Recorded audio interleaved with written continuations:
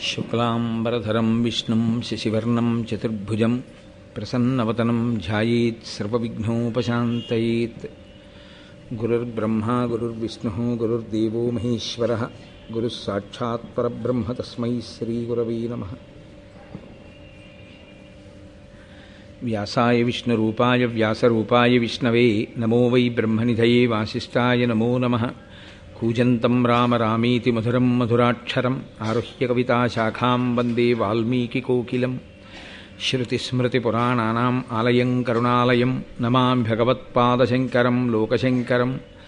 వాగర్ధావివ సంపృక్తౌ వాగర్ధప్రతిపత్తయే జగతః పితరౌ వందే పార్వతీపరమేశ్వరౌ. సూక్తిం సమగ్రయతున స్వయమేవ లక్ష్మీః శ్రీరంగరాజమహిషీ మధురైః కటాక్షైః. వైదగ్ధ్యవర్ణగుణగుంభనగౌరవైర్యాం కండూలకర్ణకుహరాः కవయోధయంతి. హైమోర్ధ్వపుండ్రమజహన్మకుటం సునాసం మందస్మితం మకరకుండలచారుగండం బింబాధరం బహుళదీర్ఘకృపాకటాక్షం. శ్రీవేంకటేశముఖమాత్మనిసన్నిధత్తాం. విమలపటీ కమలకుటీ పుస్తకరుద్రాక్షశస్తహస్తపుటీ కామాక్షీ పక్ష్మలాక్షీ కలితవిపంచీ విభాసి వైరించీ. మనోజవం మరుతతుల్యవేగం జితేంద్రియం బుద్ధిమతాం వరిష్టం వాతాత్మజం వనరయూథముఖ్యం శ్రీరామదూతం శిరసా నమామి. ఆపదామపహర్తారం దాతారం సర్వసంపదాం లోకాభిరామం శ్రీరామం భూయో భూయో నమామ్యహం. నారాయణం నమస్కృత్య నరం చైవ నరోత్తమం దేవీం సరస్వతీం వ్యాసం తతో జయముదీరయేత్. హరి ఓం. పరమేశ్వర స్వరూపైన సభకి నమస్కారం. మహాభారతంలో ఆదిపర్వం చాలా ప్రఖ్యాతి వహించినటువంటి పర్వం.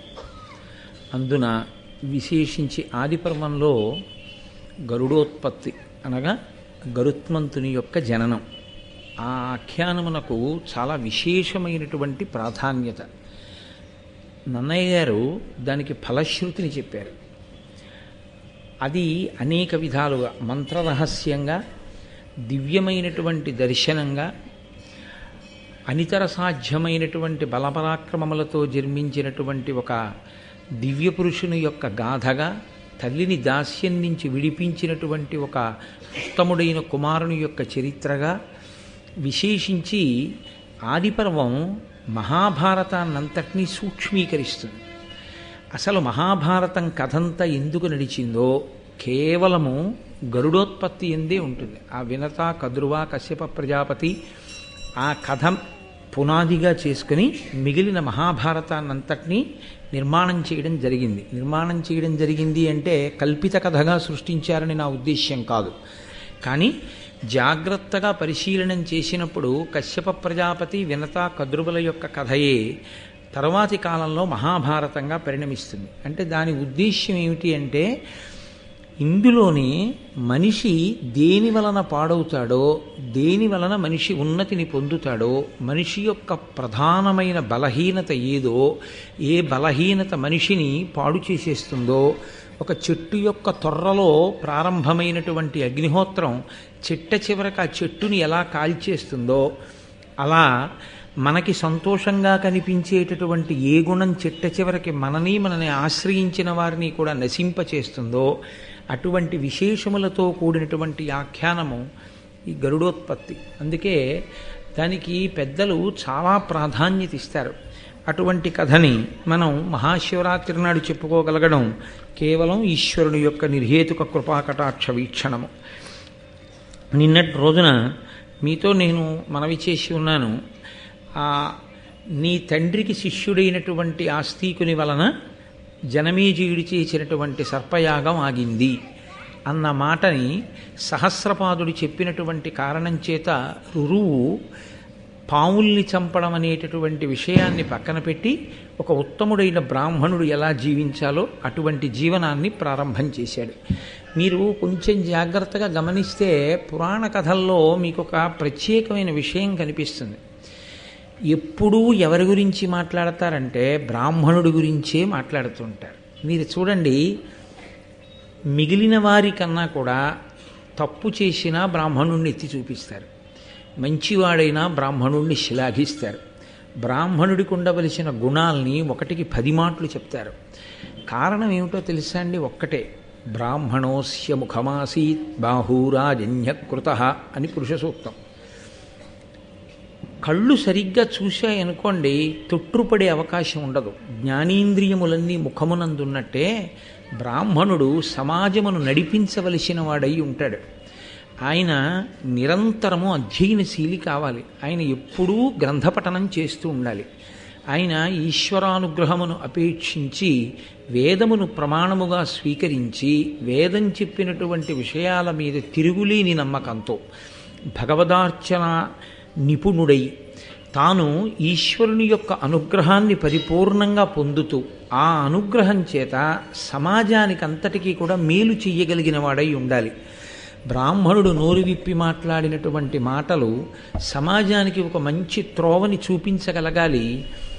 మనసులను పట్టి ఉన్నటువంటి దుర్గుణములు ఏ ఉంటాయో అవి తమంత తాము పరిశీలించుకుని, నిజమే ఈ గుణం వల్ల మనం పాడైపోతున్నామని వ్యక్తులు తెలుసుకుని తమని తాము దిద్దుకునేటటువంటి ఆ బుద్ధిని బ్రాహ్మణ వాక్యము ద్వారా సమాజమునందు తెలియవలసి ఉంటుంది.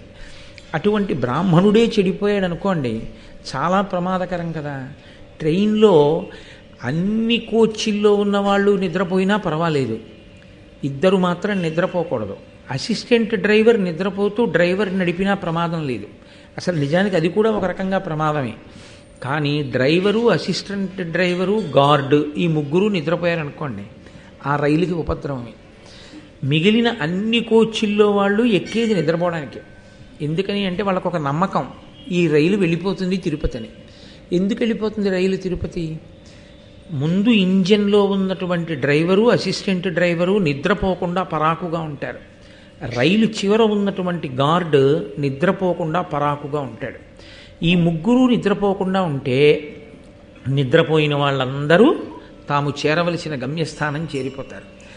మిగిలిన వాళ్ళందరూ తెలివిగా ఉండి ఈ ముగ్గురే నిద్రపోయారనుకోండి చాలా ప్రమాదకరమైనటువంటి స్థితికి వెళ్ళిపోతుంది. ఒక్కొక్క స్థాయిలో శాస్త్రము అలాగే విశ్వసిస్తుంది. ఒక్కొక్కరు అలా బ్రతకాలి అని కోరుతుంది, అలా మాట్లాడాలి అని కోరుతుంది. అలా శాస్త్రాధ్యయనం చేస్తూ ఉండాలి, మంచి మాటలు చెప్తూ ఉండాలి సమాజానికి అని వాళ్ళ మీద ఒక కర్తవ్యాన్ని శాస్త్రం ఉంచింది. అందుకే ఎప్పుడు ఎవరు పాడైతే శాస్త్రం వేలెత్తి చూపిస్తుంది అంటే బ్రాహ్మణుణ్ణే వేలెత్తి చూపిస్తుంది. ఆ బ్రాహ్మణుడు మంచివాడైతే, సమాజానికి పనికొచ్చేవాడైతే అతన్ని రక్షించమంటుంది. ఎందుకో తెలుసా అండి? ఒక్కటే కారణం, దానములన్నిటిలోకి ఏ దానము గొప్ప అని అడిగారు. సాధారణంగా మనం ఏమంటామంటే అన్నదానము గొప్ప అంటాం. మంచిదే, నేను కాదంటలేదు, దాన్ని నేను వ్యతిరేకించి మాట్లాడటం లేదు. కానీ అన్నిటికన్నా చాలా గొప్ప విషయం ఇది అంటే ఒక మంచి మాట చెప్పడమే. అది శాస్త్రం. ఒక్క చెడ్డవాడి యొక్క మనసు మారి మంచివాడిగా మారాడనుకోండి, ఆ కుటుంబం, ఆయన చుట్టుపక్కల ఉన్నవాళ్ళు, సమాజము అంతా శాంతిని పొందుతుంది. అందుకే మంచి మాటలు చెప్పాలి అంటే ఏదో తనకు అనుష్ఠానం లేకుండా, తాను ముందు అలా ప్రవర్తించకుండా ఇతరులకు చెప్పే అధికారం లేదు. సంధ్యావందనం చెయ్యండి అని చెప్పే ముందు తాను సంధ్యావందనం చెయ్యాలి. వేదము ప్రమాణము అని చెప్పే ముందు తాను వేదమును ప్రమాణముగా అంగీకరించాలి. ఈశ్వరుణ్ణి నమ్మండి అని చెప్పే ముందు తాను ఈశ్వరుణ్ణి నమ్మినవాడై ఉండాలి. 4 మంచి మాటలు చెప్పే ముందు తాను 4 మంచి గ్రంథములను చదివినవాడై ఉండాలి. తాను మంచి మాటలు చెప్పేటప్పుడు తన స్వంతంగా ఏమీ చెప్పక్కర్లేదు. వ్యాసవాల్మీకాదులు ఏం చెప్పారో వాటిని చెప్పగలిగితే చాలు. యథార్థ కోణంలో వాళ్ళు ఏం చెప్పారో ఆ మాటని చెప్తే అవి ఎప్పటికీ ప్రజలందరికీ కూడా మార్గదర్శకములు, కరదీపికలే. దాని చేత సమాజము ఉద్ధరింపబడుతుంది. అందుకే సన్యసించి పీఠాధిపత్యంలో ఉన్న మహాపురుషులు కూడా అనుగ్రహ భాషణం చేస్తారు. ఎందుకు చేస్తారు అంటే నిజానికి వాళ్ళ స్వరూపం మౌనం. వాళ్ళల్లో వాళ్ళు రమిస్తూ ఆత్మగా ఆనందమును అనుభవిస్తూ ఉంటారు. అటువంటి వ్యక్తులు దేని కొరకు మాట్లాడతారంటే, మేము మాట్లాడకపోతే సమాజానికి మార్గం ఎలా తెలుస్తుంది అని మాట్లాడతారు. అందుకే వారు మాట్లాడడము కూడా త్యాగమే అని అభివర్ణించింది శాస్త్రం. కాబట్టి గరుడోత్పత్తిని ప్రారంభం చేస్తూ నన్నయ్య గారు ఒక మాట చెప్తారు. కృతయుగంలో కశ్యప ప్రజాపతి అనేక మంది భార్యలతో ఉండేవాడు. ఆయన మళ్ళీ అదొక గమ్మత్తు. బ్రాహ్మణునకు 4 వర్ణముల వారిని భార్యలుగా స్వీకరించడానికి అధికారం ఉంది. అయితే దానికి కొన్ని ప్రత్యేకమైనటువంటి పరిస్థితులు ఉంటాయి. ఆయా పరిస్థితుల యందు మాత్రమే స్వీకరించాలి తప్ప అధికారం ఉంది కదా అని స్వీకరించకూడదు. ఏకపత్ని వ్రతమే అన్నిటికన్నా సర్వోత్కృష్టమైనటువంటి వ్రతం. కానీ కొన్ని కారణముల చేత 4 వర్ణముల వారిని వివాహం చేసుకోవడం అనేటటువంటిది బ్రాహ్మణుడికి శాస్త్రంలో అంగీకరింపబడినటువంటి సిద్ధాంతం. కశ్యప ప్రజాపతి అంతమంది భార్యల్ని స్వీకరించాడు అంటే కారణం ఒక్కటే. చతుర్ముఖ బ్రహ్మగారు ఆయన్ని ఆదేశించాడు. ఈ భూమి మీద ఎన్నో రకాలైనటువంటి ప్రాణిజాతము ఉత్పత్తి జరిగేటట్టుగా చాలా గొప్ప తేజస్సు కలిగిన వాడివి కనుక, నీవు ప్రజాపతివి కనుక, నా పుత్రుడవు కనుక ప్రజోత్పత్తి జరగడం కోసం అనేకమైన ప్రాణులు సృజింపబడాలి. ఇన్ని రకాలైన ప్రాణులు సృజింపబడడానికి నీవు తగినటువంటి పరిశ్రమ చేయవలసినది అని ఆజ్ఞాపిస్తే, ఈ భూమి మీద ఉన్నటువంటి అనేక రకములైనటువంటి ప్రాణులు పాములతో సహా అన్నీ కశ్యప ప్రజాపతి బిడ్డలే. ఆ మాటకొస్తే ఈ భూమి కూడా కశ్యప ప్రజాపతిది. కాశ్యపి అని పేరు. ఈ భూమిని కశ్యప ప్రజాపతి దానం పట్టారు. అందుకే కశ్యప ప్రజాపతి యొక్క స్పర్శ లేకుండా మీకు ఎక్కడ ఏది ఉండదు. అంతటి మహాపురుషుడైన ఆ కశ్యప ప్రజాపతికి ఉన్న భార్యలలో వినత, కదురువ, లేదా కదురువ వినత పెద్ద భార్యగా, వాళ్ళిద్దరూ కూడా ఆయన భార్యలు. ఇద్దరే భార్యలు మాత్రము కాదు, వాళ్ళిద్దరూ కూడా ఆయన భార్యలు. ఈ కథకి సంబంధించినంత వరకు ఆ ఇద్దరు భార్యల యొక్క విశేషమే ప్రముఖముగా అవసరము కనుక కశ్యప ప్రజాపతి భార్యలుగా ఇద్దరి గురించే ప్రస్తావన చేయబడుతూ ఉంటుంది. వారు భర్తని ప్రార్థన చేశారు, నీ తేజస్సు వలన మేము సంతానమును పొందాలని అనుకుంటున్నాము. ఇలా అడిగే ముందు కొన్ని వేల సంవత్సరములు ఆయనకి పరిచర్య చేశారు. ఇది సనాతన ధర్మంలో ఒక గొప్ప విచిత్రమైనటువంటి విషయం. వివాహం చేసేటప్పుడు సంకల్పం ఏమని చెప్తారంటే ప్రజాపత్యర్థం అని చెప్తారు. అంటే ధర్మబద్ధమైన సంతానమును పొందుట కొరకు మాత్రమే వివాహం అనేటటువంటి ప్రక్రియ వచ్చింది. ఆర్షధర్మం చాలా చాలా గొప్పది. ఎందుచేతనంటే మనిషి యొక్క బలహీనతని బలంగా మార్చే ప్రయత్నం చేస్తుంది. నువ్వు ఇది చెయ్యకూడదు అని చెప్పి విడిచిపెట్టేశాను అనుకోండి, అది చెయ్యకుండా మీరు ఉండలేరు. మీరు కొంచెం జాగ్రత్తగా ఆలోచించండి. శాస్త్రంలో చాలా కష్టమైంది ఏమిటంటే విహిత కర్మాచరణము తేలిక, నిషిద్ధ కర్మ పరిత్యాగము చాలా కష్టం. మీరు స్నానం చెయ్యండి అని నేను అన్నాను అనుకోండి, మీరు స్నానం చేయడం తేలిక. మీరు స్నానం చేసేటప్పుడు మాత్రం రావణాసురుణ్ణి జ్ఞాపకం తెచ్చుకోకండి అని నేను అన్నాను అనుకోండి, రావణాసురుణ్ణి జ్ఞాపకం తెచ్చుకోకుండా స్నానం చేయడం చాలా కష్టం. రావణుణ్ణి జ్ఞాపకం తెచ్చుకోవద్దన్నాడు, అదే గుర్తొస్తుంది. నిషిద్ధ కర్మని విడిచిపెట్టలేడు, అది మనిషి యొక్క బలహీనత. దానికి కారణం ఏమిటి అన్నది నిన్న నేను మీతో ప్రస్తావన చేశాను. కోట్ల జన్మలుగా తరువుకొచ్చినటువంటి వాసనా బలం మనిషిని ఒక స్థాయిలో నిలబడనివ్వదు, కిందకి లాగేస్తుంటుంది. రామకృష్ణ పరమహంస ఒక ఆఖ్యానం చెప్తుండేవారు. గోడ పట్టుకుని పైకి ఎక్కి వెళ్ళిపోతూ ఉంటుంది ఒక్కొక్క ప్రాణి. దాన్ని క్షత్రియులు కోటల్ని స్వాధీనం చేసుకునేటప్పుడు దాని తోక పట్టుకుని తోకకు తాడు కట్టి పైకి ఎక్కుతూ ఉంటారు. వెనకటికి పిల్లలు దాని మీద కొంచెం కోపం వచ్చి దాన్ని ఇబ్బంది పెట్టాలని దాని తోకకి పెద్ద పెద్ద రాళ్ళు కట్టారు. అది 4 అడుగులు పైకి ఎక్కేరి తోక బరువు కింద పడిపోయేది.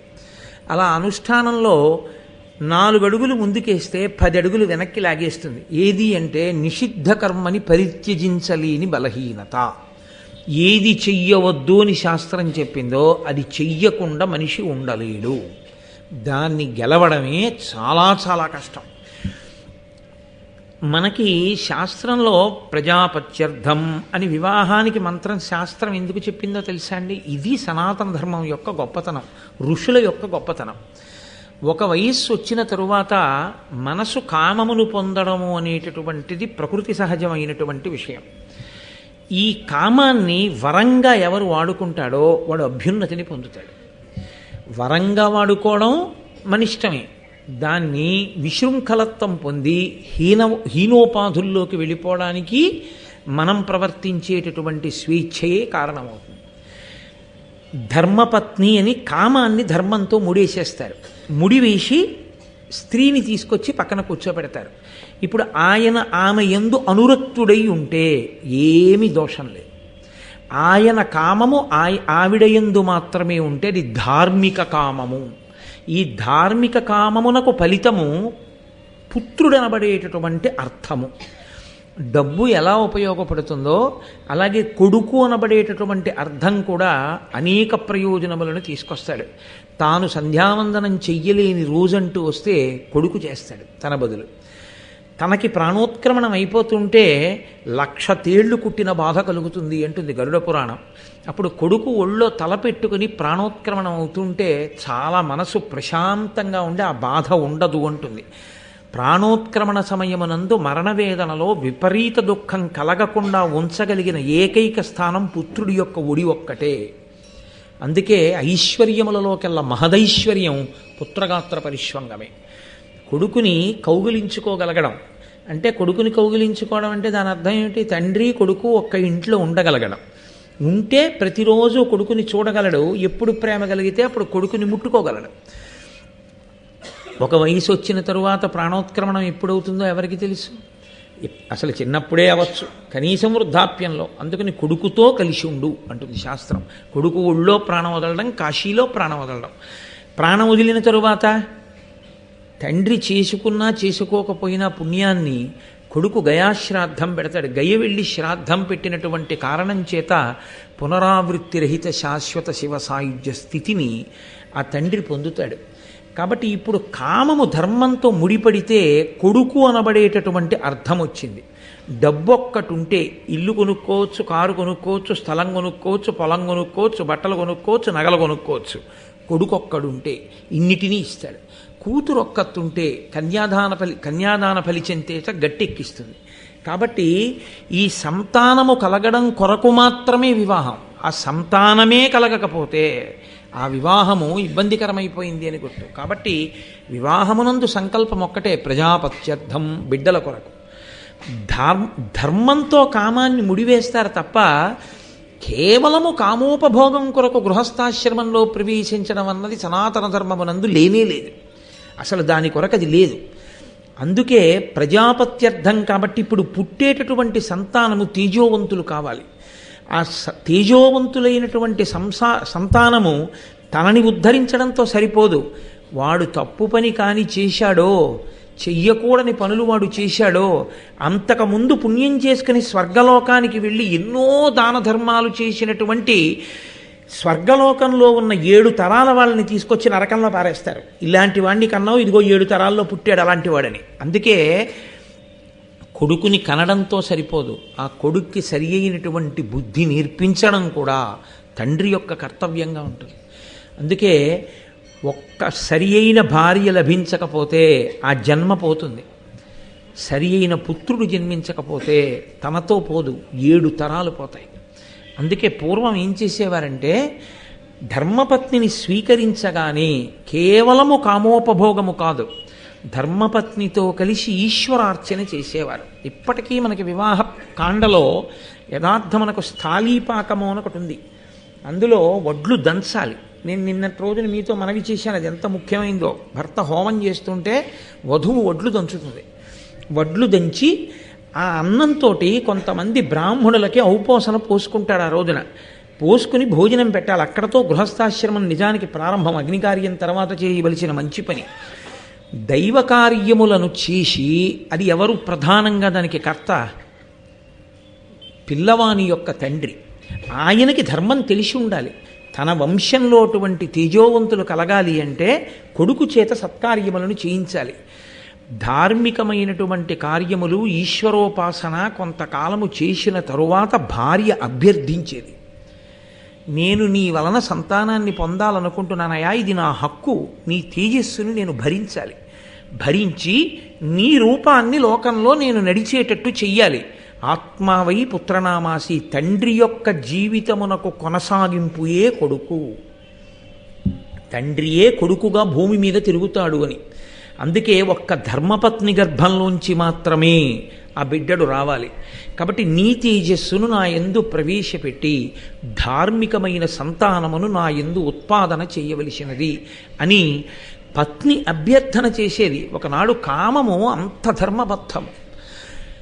అలా వినత కదురువ అడిగారు కశ్యప ప్రజాపతిని, నీ వలన మేము సంతానాన్ని పొందాలనుకుంటున్నాం. ఇప్పుడు కశ్యప ప్రజాపతి అన్నాడు, తప్పకుండా మీకు ఎటువంటి సంతానాన్ని పొందుదామనుందో నాకు చెప్పండి. మీకు సంతానాన్ని పొందుదామనుంది మంచిదే, నేను కాదంటలేదు, కానీ ఎటువంటి సంతానం కావాలని మీరు అనుకుంటున్నారు?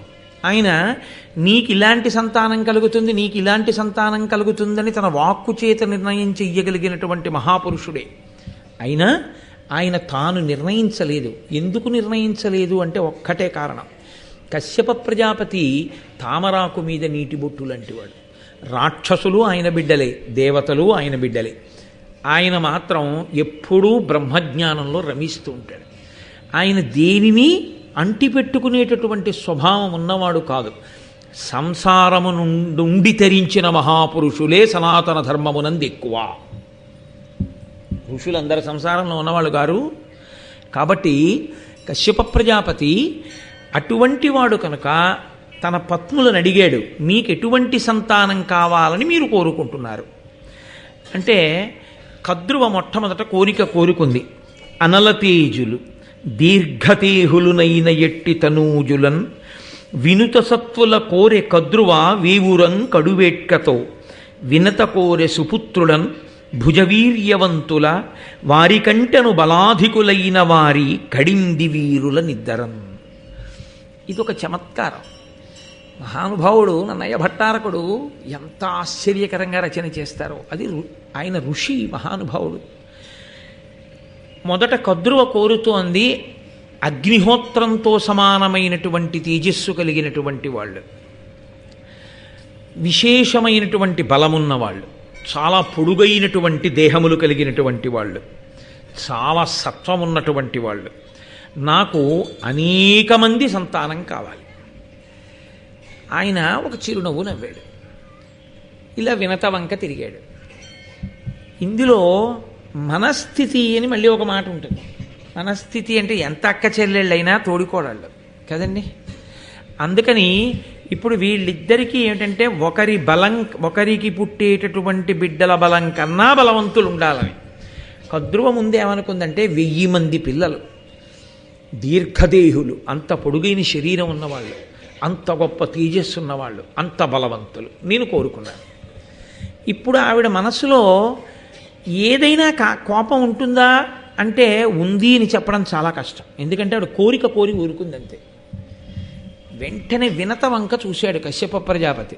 ఆవిడంది, ఈవిడ ఎంత బలం ఉన్న పిల్లలు కావాలని కోరుకుందో అంతకన్నా బలవంతులైన పిల్లలు. ఇప్పుడు ఏమవుతుంది కద్రువకి? అమ్మ బాబోయ్, దీని మనసులో ఇంతుందన్నమాట అన్న భావన వస్తుందా రాదా? ఈమె ఎంత బలవంతులైన బిడ్డలు కావాలని కోరుకుందో అంతకన్నా బలవంతులైనటువంటి బిడ్డలు సుపుత్రులన్. ఇది చాలా గొప్ప మాట వేసింది. ఒక తండ్రి సంతోషించవలసినటువంటి మాట అక్కడ వేసింది. ఇది వినత యొక్క అదృష్టం. ఆ మాట ఆవిడ నోటి వెంట రావడమే అదృష్టం. సుపుత్రులన్, సుపుత్రులైతే తల్లి కీర్తి కన్నా తండ్రిని బాగా ఉన్నతమైనటువంటి స్థానంలో నిలబెడతాడు. తల్లి సరే, తల్లిని ఆనందపరుస్తాడు, కానీ ఆ కొడుకు వలన ముందు పేరు పొందేటటువంటి వాడు ఎవరంటే తండ్రి. కాబట్టి సుపుత్రులైనటువంటి వారు నాకు కావాలి. అపారమైనటువంటి బలపరాక్రమములు కలిగిన వారు, కద్రువుకి పుట్టబోయేటటువంటి సంతానము కన్నా బలము కలిగినటువంటి వారు 2 పుత్రులు నాకు కావాలి. ఆమె అనేక మంది అని అడిగింది, ఈవిడ 2 అంది. 2 పుత్రులు కావాలి. కశ్యప ప్రజాపతి అన్నారు, తథాస్తు, అలాగే జన్మించెదరుగాక. ఇప్పుడు ఆయన ఏం చెయ్యాలి? వాళ్ళు కోరుకున్న బిడ్డలు ఎలాంటి వాళ్ళు కావాలనుకున్నారో అలాంటి బిడ్డలే పుట్టాలంటే దైవానుగ్రహాన్ని సంపాదించాలి. అందుకని ఆయన పుత్రకామేష్ఠి చేశాడు. ఇక్కడ మీరు ఒక శాస్త్ర రహస్యాన్ని కొంచెం జాగ్రత్తగా పట్టుకోవాల్సి ఉంటుంది. తేజోవంతమైన సంతానము కలగడానికి కారణము ఒక్కటే. వంశంలో ఎక్కడో మహాపురుషులు ఉంటారు. ఎక్కడో మహాపురుషులు, అపారమైనటువంటి భగవద్భక్తి తత్పరులు చాలా ప్రసన్నమైనటువంటి హృదయంతో దాన ధర్మాదులు చేసినటువంటి వారి యొక్క పుణ్య విశేషాన్ని బిడ్డలు అనుభవిస్తారు. నేను మీకు పరమ యథార్థం చెప్తున్నాను ఇవాళ. ఒకడికి కలిసొచ్చి కోట్లు వచ్చాయంటే అది వాడి గొప్ప కాదు. మీరు బాగా గుర్తుపెట్టుకోండి. ఎప్పుడు వాళ్ళ వంశంలో అంతకుముందు అందరూ కోట్లున్న వాళ్ళు కారు, పరమ పేదవారు ఉంటారు. కానీ ఎప్పుడో అప్పుడు ఆ వంశంలో తండ్రో తాతో ఎవరో ఒళ్ళంతా చెమట పట్టేటట్టుగా కష్టపడి సంపాదించుకున్న 4 రూకలలో విశాల హృదయంతో పరమ ప్రేమతో ఎక్కడో అతిథికో భగవంతుడికో భగవద్భక్తుడికో తెలిసో తెలియకో ఏదో దానం చేశాడు. ఆయన చేసిన దానం ఉందే అది కోట్ల రెట్లై కూర్చుంటుంది. ఆ కూర్చున్న పుణ్యం ఉందే దాన్ని బిడ్డలు అనుభవిస్తారు. అనుభవించి ఈయనకి సంపద వస్తుంది. ఇప్పుడు దీని కొనసాగింపు ఎక్కడుంటుందో తెలుసా అండి? వీళ్ళు చేసే దాన ధర్మాల మీద, వీళ్ళ భక్తి తత్పరత మీద ఉంటుంది. దీన్ని కేవలం దాచుకోవడమే వచ్చిందనుకోండి, క్రమంగా క్షయమైపోతుంది. అలా కాకుండా దాన ధర్మాలు చెయ్యడం, అందులో ఒడిపిరిగి దానము ధర్మము గురువు గారిని సంప్రదించి చేయవలసి ఉంటుంది. తప్పకుండా. అలా కాకుండా మీ సొంతంగా చేశారనుకోండి, అపాత్రదానం జరిగితే దాని వలన ఎంతమందికి ప్రమాదాలు వచ్చాయో దానికి బాధ్యులు మీరై కూర్చుంటారు. ఎందుచేతనంటే చెయ్యకూడని దానం చేసేసారనుకోండి, దాని వలన అపాత్రుడు ఒకడు బలపడిపోయాడు అనుకోండి, అపాత్రుడు బలపడి సమాజానికి ప్రమాదం తెచ్చాడు అనుకోండి, దానికి కారణం మీరే అవుతారు.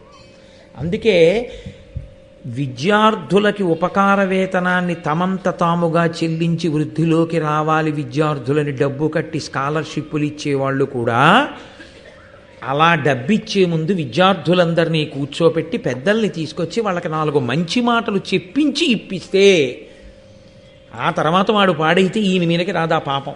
లేకపోతే ఈ డబ్బుతో చదువుకుని వాడు కూలిపోయే బ్రిడ్జీలు కట్టేవాడు, మందులు కల్తీ రకం తయారు చేసేవాడు, లోకాన్ని పాడు చేసేవాడు తయారైతే అటువంటి విద్య గరపినటువంటి పాపం ఈయన ఖాతాలో కూడా పడిపోతుంది. వెళ్ళి ఈయన 4 మంచి మాటలు చెప్పించి సహృదయంతో ఇచ్చేసాడు అనుకోండి, ఈయన మీదకి రాదు. అందుకే దానము ధర్మము ఈ రెండిటి యందు గురువుని సంప్రదించండి అని చెప్తారు. కాబట్టి చేసేటటువంటి పని యందు చాలా జాగ్రత్తగా చెయ్యడము, మెళకువతో చెయ్యడము అనేటటువంటిది చాలా చాలా అవసరమై ఉంటుంది. నేను మీతో మనవి చేశాను, ఎక్కడో పెద్దలు చేసినటువంటి పుణ్య విశేషం చేత తేజోవంతుడైనటువంటి వాడు, ఎక్కడో పరమ విద్యావంతుడు, గొప్ప ఐశ్వర్యవంతుడు, ఎవ్వరికీ కలిసి రాని వ్యాపారం ఈయనకి ఎలా కలిసి వచ్చిందండి? పక్కవాడు పాడైపోయాడా వ్యాపారం చేసి, ఈయన కోట్లు సంపాదించాడా? ఎలా కుదిరింది? ఇది ఈయన ప్రతిభ కాదు, ఈయన ముందున్న వాళ్ళు ఎక్కడో చేసినటువంటి పుణ్యం కాపాడింది. అందుకే బిడ్డలు బ్రతకడానికి, బిడ్డలు విద్యావంతులవడానికి, బిడ్డలు సంస్కారవంతులవడానికి, కీర్తివంతులవడానికి కూడా కారణం పెద్దలు చేసినటువంటి పుణ్యమై ఉంటుంది. కాబట్టి వాళ్ళు అడిగిన బిడ్డలని ఇవ్వడానికి ఈశ్వరుణ్ణి సేవించాడు, పుత్రకామేష్టి చేశాడు. అసలు నిజానికి మంచి బిడ్డలు కావాలి అనుకున్న వాళ్ళందరూ చెయ్యవలసింది కూడా ఈశ్వరారాధనమే. అందుకే మీరు నన్ను మన్నించగలిగితే నేను మీతో ఒక మాట మనవి చేస్తాను. హనీమూన్ అనేటటువంటి మాట సనాతన సంప్రదాయమునందు, సనాతన ధర్మమునందు లేదు.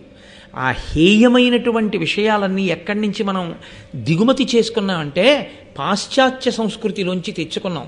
కేవలము కామోపభోగము కొరకు వివాహం అవగానే పెద్దవాళ్ళు మాతో ఎందుకు అని పెద్దవాళ్ళని పక్కన పెట్టి పిల్లలు మాత్రమే కేవలము కామోపభోగము కొరకు ప్రదేశముల యందు తిరగడం కాకుండా చక్కగా క్షేత్రానికి వెళ్ళడం, తీర్థయాత్రకు వెళ్ళడం, ఈశ్వరుణ్ణి సేవించడం, భగవంతుణ్ణి భక్తితో ఆరాధన చెయ్యడం మీద ఎక్కువ దృష్టి పెట్టడం చేత వంశకరులైన కుమారులు జన్మిస్తారు తప్ప, సంతానము కలుగుతుంది తప్ప, కేవలముగా కామోపభోగము గొప్ప సంతానాన్ని, వంశకరులైన సంతానాన్ని తేలేదు. పుట్టలోని చెదలు పుట్టవా గిట్టవా? కోట్లున్న వాళ్ళు కోట్ల మంది ఉన్నారు. ఎవడికి కావాలి? ఎంత డబ్బుంటే ఎవడకి కావాలి? నీ పేరేమైనా తర్వాత గుర్తుంటుందా? నీ ముత్తాత గారి తండ్రి గారి పేరేమిటని అడగండి ఎవరినైనా, ఎవరికి జ్ఞాపకం ఉండదు. ఆయన మహాపురుషుడు అనుకోండి. ఆయనని మనవడు మునిమనవడు మరిచిపోదామన్నా సమాజం జ్ఞాపకం చేస్తుంది. ఆ ఇంటి పేరు చెప్పగానే ఫలానా ఆయన మీకేమైనా అవుతారు ఏమిటో అని అడుగుతారు. అవునండి మా నాన్నగారు చెప్తుంటారు, మా ముత్తాత గారట. అయ్యో బాబు ఏం మహానుభావుడయా, ఏమి కీర్తి సంపాదించిన వాడయా అని ఎక్కడికి వెళ్ళినా పెద్దపీట వేస్తారు. ఆ తేజస్సు గొప్పది, ఈశ్వరారాధన గొప్పది, ధర్మంతో బతకడం గొప్పది తప్ప కేవలము ఐశ్వర్యం సంపాదించి వెళ్ళిపోయిన వాళ్ళ పేర్లు ఎంతమంది జ్ఞాపకం పెట్టుకున్నారు ఇవాళ. అదొక పిచ్చి అంతే, అది వెనక వచ్చేది కాదు. ధార్మికమైన జీవనమేదో అదే దేనికైనా రక్ష. కనుకనే ఆయన పుత్రకామేష్టి చేశాడు. నన్నయ్య గారి భారతాన్ని కేవలం నన్నయ్య గారు కశ్యప ప్రజాపతి గురించి చెప్పాడని మీరు వినకండి, నేను చెప్పకూడదు అలాగా. అది మనకందరికీ కూడా మార్గదర్శకము అని మనం నమ్మి చెప్పుకోవలసి ఉంటుంది, అందుకు వినవలసి ఉంటుంది. దేవాలయాల్లో భారత ప్రవచన ప్రాంగణము అని పూర్వం నిర్మాణం చేసేవారు. చాలా పెద్దలైన వారు ఎప్పుడైనా పీఠాధిపతులు లాంటి వారు వచ్చారనుకోండి, రేపు ఎప్పుడైనా కంచికామకోటి పీఠాధిపతిలో శృంగగిరి పీఠాధిపతిలో ఈ దేవాలయానికి వచ్చారనుకోండి, వారు ఏమడుగుతారంటే, ఇంత పెద్ద ప్రాంగణం ఆ గుడికి, ఇక్కడ ఎప్పుడైనా రామాయణం చెప్పారా అని అడుగుతారు. ఇక్కడ రామాయణం చెప్పారండి 6 కాండలు అన్నారు అనుకోండి, వాళ్ళు పొంగిపోతారు. ఒక ప్రాంగణంలో రామాయణం మొత్తం వినబడితే ఆ ప్రాంగణానికి ఒక స్థాయి ఉంటుంది. ఇక్కడ ఎప్పుడైనా భారతం చెప్పారా అనరు, భారతం చదివారా అని అడుగుతారు. చెప్పడం మాట దేవుడెరుగు. భారతాన్ని దేవాలయంలో కూర్చుని చదువుతూ ఉంటే, వచ్చి కూర్చుని వింటే చాలరా, వాడి జీవితం కోట్ల కోట్ల జన్మల తర్వాత తప్ప అసలు అలా దేవాలయంలో కూర్చుని భారతం వినడో, అలా వినడానికి ఈశ్వరుడు అంగీకరించడు, చెప్పడానికి అసలు అంగీకరించడు. చెప్పాలని సంకల్పం చేస్తే అది నిజం కావాలన్నా, చెప్పాలని సంకల్పం చేసి చెప్పడం జరుగుతున్నప్పుడు కూర్చుని వినాలన్నా దేవాలయ ప్రాంగణంలో దానికి కేవలము ఈశ్వర కృపయే కారణము. అది లేకుండా వినడం జరగదు. నేను చెప్పట్లేదు ఈ మాట, మీరు కావాలంటే మహాభారత ప్రవచన సంబంధమైన వ్యాఖ్యానములు చూడండి, కోటేశ్వరరావు గారు చెప్పిన మాట నిజమో కాదో మీకు అర్థమవుతుంది. కాబట్టి ఆయన పుత్రకామేష్టి చేశాడు కశ్యప ప్రజాపతి, దేవతల యొక్క అనుగ్రహాన్ని పొందాడు. ఇప్పుడు ఆ అనుగ్రహ కారణం చేత ఆయన తేజస్సు 2 భార్యలలోకి ప్రవేశించింది. ఆ 2 భార్యలు కూడా తమ గర్భములు అండములుగా మారాయి. ఎందుకని? ఒకరు కాదు, 2 కాదు, అపరిమిత బల పరాక్రమము కలిగిన 2 బిడ్డలు కావాలని కోరింది వినత. మహాతీజోవంతులు, అపారమైన పొడుగున్న వాళ్ళు, అనేకులు బిడ్డలు కావాలని అడిగింది కద్రువ. ఇప్పుడు ఇంతమంది బిడ్డల్ని ఒక గర్భంలో మొయ్యడం చాలా కష్టం. అందుకే ఆ దేవతల యొక్క అనుగ్రహం కలిగితే ఎంత చమత్కారమైనా జరగచ్చు, ఎంత ఆశ్చర్యమైనా జరగచ్చు. కాబట్టి అండములుగా మార్చి ఈశ్వరుడు అవి బయటికి వచ్చేటటువంటి ఏర్పాటు చేశాడు. దానివలన ఒక పక్షి గుడ్లు ఎలా పెడుతుందో అలా వాళ్ళిద్దరూ కూడా గుడ్లని ప్రసవించారు. ఆమెకి 1000 గుడ్లు కలిగాయి కద్రువకి, వినతకి 2 గుడ్లు కలిగాయి. ఇప్పుడు ఈ గుడ్లు పొదగబడాలి. తమంత తాముగా పొదగబడడానికి కావలసినటువంటి వాతావరణాన్ని ఏర్పాటు చేసి, ఆ వాతావరణంలో అంటే గోరువెచ్చటి వాతావరణంలో ఈ 1000 గుడ్లని ఒకచోట, ఈ 2 గుడ్లని ఒకచోట పెట్టారు. 2 గుడ్లలోంచి పిల్లలు వస్తే వినతపుత్రులు వైనతేయులు, 1000 గుడ్లలోంచి పిల్లలు వస్తే కద్రువపుత్రులు. 500 సంవత్సరములు ఎదురు చూశారు. 500 సంవత్సరములు పొదగబడిన తరువాత, అంటే అంతటి తేజోవంతమైన సంతానము కలగాలి అంటే అసలు వాళ్ళ యొక్క అండవాసము అంతకాలం జరిగింది. గర్భవాసము కొంత, అండవాసము కొంత, గుడ్డుగా పెంకులో ఉండడం ఉండి 500 సంవత్సరముల తరువాత కద్రువ ప్రసవించినటువంటి అండములలోంచి పాములు పైకొచ్చాయి. అందులో ఆదిశేషుడు, కర్కోటకుడు, తక్షకుడు, ఐరావతుడు మొదలైనటువంటి చాలా గొప్ప గొప్ప పాములు కూడా ఒక్కొక్క పాము పుట్టుకొచ్చింది. దీర్ఘ శరీరము కలిగిన వారిని కదా కోరుకుంది. 1000 పడగలతో భూమండలాన్నంతటినీ మోయగలిగినటువంటి ఆదిశేషుడి నుండి కర్కోటకుడి వరకు, తక్షకుడి వరకు, ఐరావతుడి వరకు 1000 మంది బిడ్డలు, 1000 పాములు ఆమెకి జన్మించాయి. కాకి పిల్ల కాకికి ముద్దు. ఆవిడ ఎలా కోరుకుంది? ఆవిడికి సర్పములు కలగాలి అని ఆవిడ కోరుకుంది, కాబట్టి ఆవిడ సంతోషించింది. పాములు పుడితే భయపడలేదా అండి, పాములు పుడితే బెంగ పెట్టుకుందా అండి అని మనం అడగకూడదు. మీకు నేను ఒక విషయాన్ని ఈ సందర్భంలో ప్రస్తావన చేయవలసి ఉంటుంది. యథార్థముగా జరిగిన సంఘటన ఒకటి మీకు చెప్తాను. ఒక ఆవిడికి నిజంగా పాము పుట్టింది ఒకప్పుడు. చంద్రశేఖర పరమాచార్య స్వామి వారు కంచికామకోటి పీఠాధిపత్యంలో ఉన్న రోజుల్లో ఈ సంఘటన గురించి ప్రస్తావన చేశారు ఆయన. ఆమెకి పాము పెడితే ఆమె తల్లితనంతో ఆ పాము పిల్లని ఎంతో ప్రేమగా పెంచుకుంది. ఆ పాము పిల్ల వచ్చి ఆవిడ పక్కలో పడుకునేది. ఆవిడ పాము పిల్లకి పాలు పట్టడం కోసమని అది వచ్చి ఆకలేస్తే అమ్మ ఒళ్ళో తిరుగుతూ ఉంటే రోటి కన్నంలో గోరువెచ్చటి పాలు పోసేది. రోటికి కన్నం ఉంటుంది కదండి, ఈ పాము ఆ రోటి కన్నంలోకి ఎక్కి పాలు తాగుతుండేది. ఒకానొకప్పుడు ఈవిడ పుట్టింట్లో ఏదో ఒక శుభకార్యానికి వెళ్ళవలసి వచ్చింది. ఈ పిల్లని తీసుకుని వెడితే అందరూ విచిత్రంగా చూస్తారేమో, అందరూ అలా చూస్తే తనకి చిన్నతనం కాదు కానీ తన బిడ్డడు భయపడతాడేమో అని అది తల్లి ప్రేమ అంటే. ఆవిడ పావును తీసుకెళ్ళడం మానేసి వాళ్ళ ఇంట్లో ఉన్నటువంటి ఒక వృద్ధురాలిని, నేను ఒక్క 3 రోజుల్లో వచ్చేస్తాను, ఈ పావుకు ఆకలేస్తే ఒకటే గుర్తు, నా బిడ్డ ఆకలేస్తోందని వచ్చి చుట్టూ తిరుగుతుంది, అప్పుడు రోట్లో పాలు పోయి వెళ్ళి పాలు తాగి పడుకుంటుందని చెప్పింది. ఈ పాము వచ్చి గిరగిరా తిరుగుతోంది. ఆవిడ భయపడిపోయి బాబాయ్ పాము పాల కోసం వచ్చేసింది, తొందరగా పోయిపోతే ఏం చేస్తుందో అని మరుగుపాలు తీసుకెళ్ళి ఆ రోటి కన్నంలో పోసింది. ఈ పాముకి అమ్మ గోరువెచ్చటి పాలు పోయడం అలవాటు. ఆ పాము వెళ్ళి గభాలను గడగడా తాగడం కోసం తొందరగా నోరు పెట్టింది.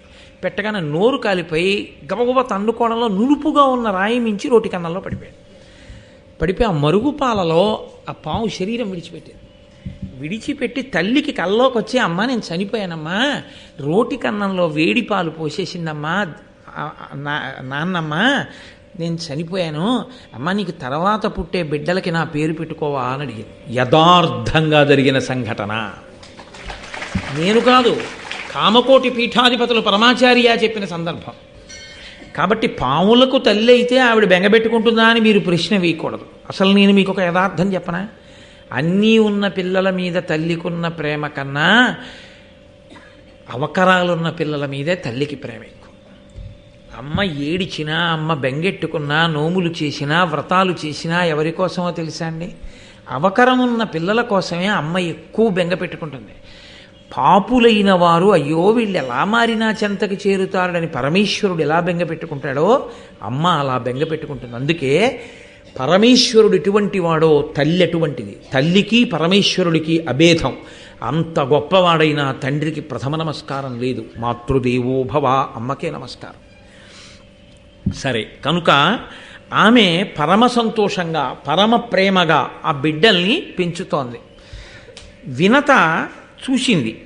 చూసి ఆవిడ అతిశయము కలిగినటువంటి స్త్రీ. అతిశయము అన్న మాటకు అర్థం ఏమిటో తెలుసా అండి? విశ్వాసము అని ఒకటి ఉంటుంది, అతి విశ్వాసము అని ఒకటి ఉంటుంది.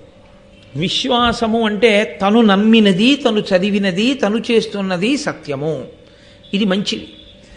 అతి విశ్వాసము అన్న మాట ఎక్కడ వస్తుందో తెలుసా అండి? నా బుద్ధితో నేను ఆలోచించి చెప్పేది ఏది ఉంటుందో దానికి తిరుగులేదు అన్న అతిశయం. ఇది ప్రమాదకారి. ఇది ఎక్కడో అక్కడ పప్పులో కాలేయిస్తుంది. వేయించినప్పుడు ఎలా ఉంటుందో తెలుసా అండి? ఏదో చిన్న చితకాతో పోదు, పట్టిన అహంకారం అంతా వదిలిపోయేటట్టుగా జాడించేస్తుంది. సాకళ్ళు బండకేసి బట్టను కొడతారే అలా కొడుతుంది అతి విశ్వాసం.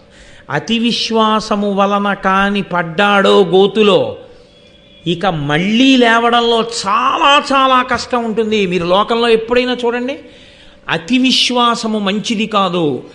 మీరు ఒక నిర్ణయం తీసుకొని మీరే చాలా నమ్మేస్తే అవతల వారు కూడా అలాగే ఉన్నారో లేదో మీకు తెలియకపోతే, నేను అనుకున్నవన్నీ సత్యాలే అని మీరు అనుకున్న నాడు, మీరు గోతులో పడిన నాడు మీకు మళ్ళీ పైకి లేచేటప్పుడు తెలుస్తుంది ఆ బాధ ఏమిటో. ఇదే వినతతో వచ్చిన సమస్య. అంతకు మించి ఆవిడిలో చెడ్డతనం ఏం లేదు. ఇదొక్కటే ఆవిడితో ఉన్న పెద్ద సమస్య. అందుకే నేను బాగా ఆలోచించగలను, అందుకే కద్రువ పిల్లల కన్నా బలవంతులు నాకు ఉంటే చాలు. ఆవిడికి 1000 మంది ఉంటే నాకు 2 ఉంటే చాలు. ఒక్కడు అని అడగకూడదు కాబట్టి, ఒక కొడుకు శాస్త్రంలో కొడుకు కాడు కాబట్టి 2 కొడుకులేదు. కించిత్ అతిశయ భావంతో ఉంటుంది. చాలా మనస్తత్వ శాస్త్రాన్ని మాట్లాడుతుంది మహాభారతం. కాబట్టి 500 సంవత్సరముల నుంచి ఎదురు చూస్తోంది.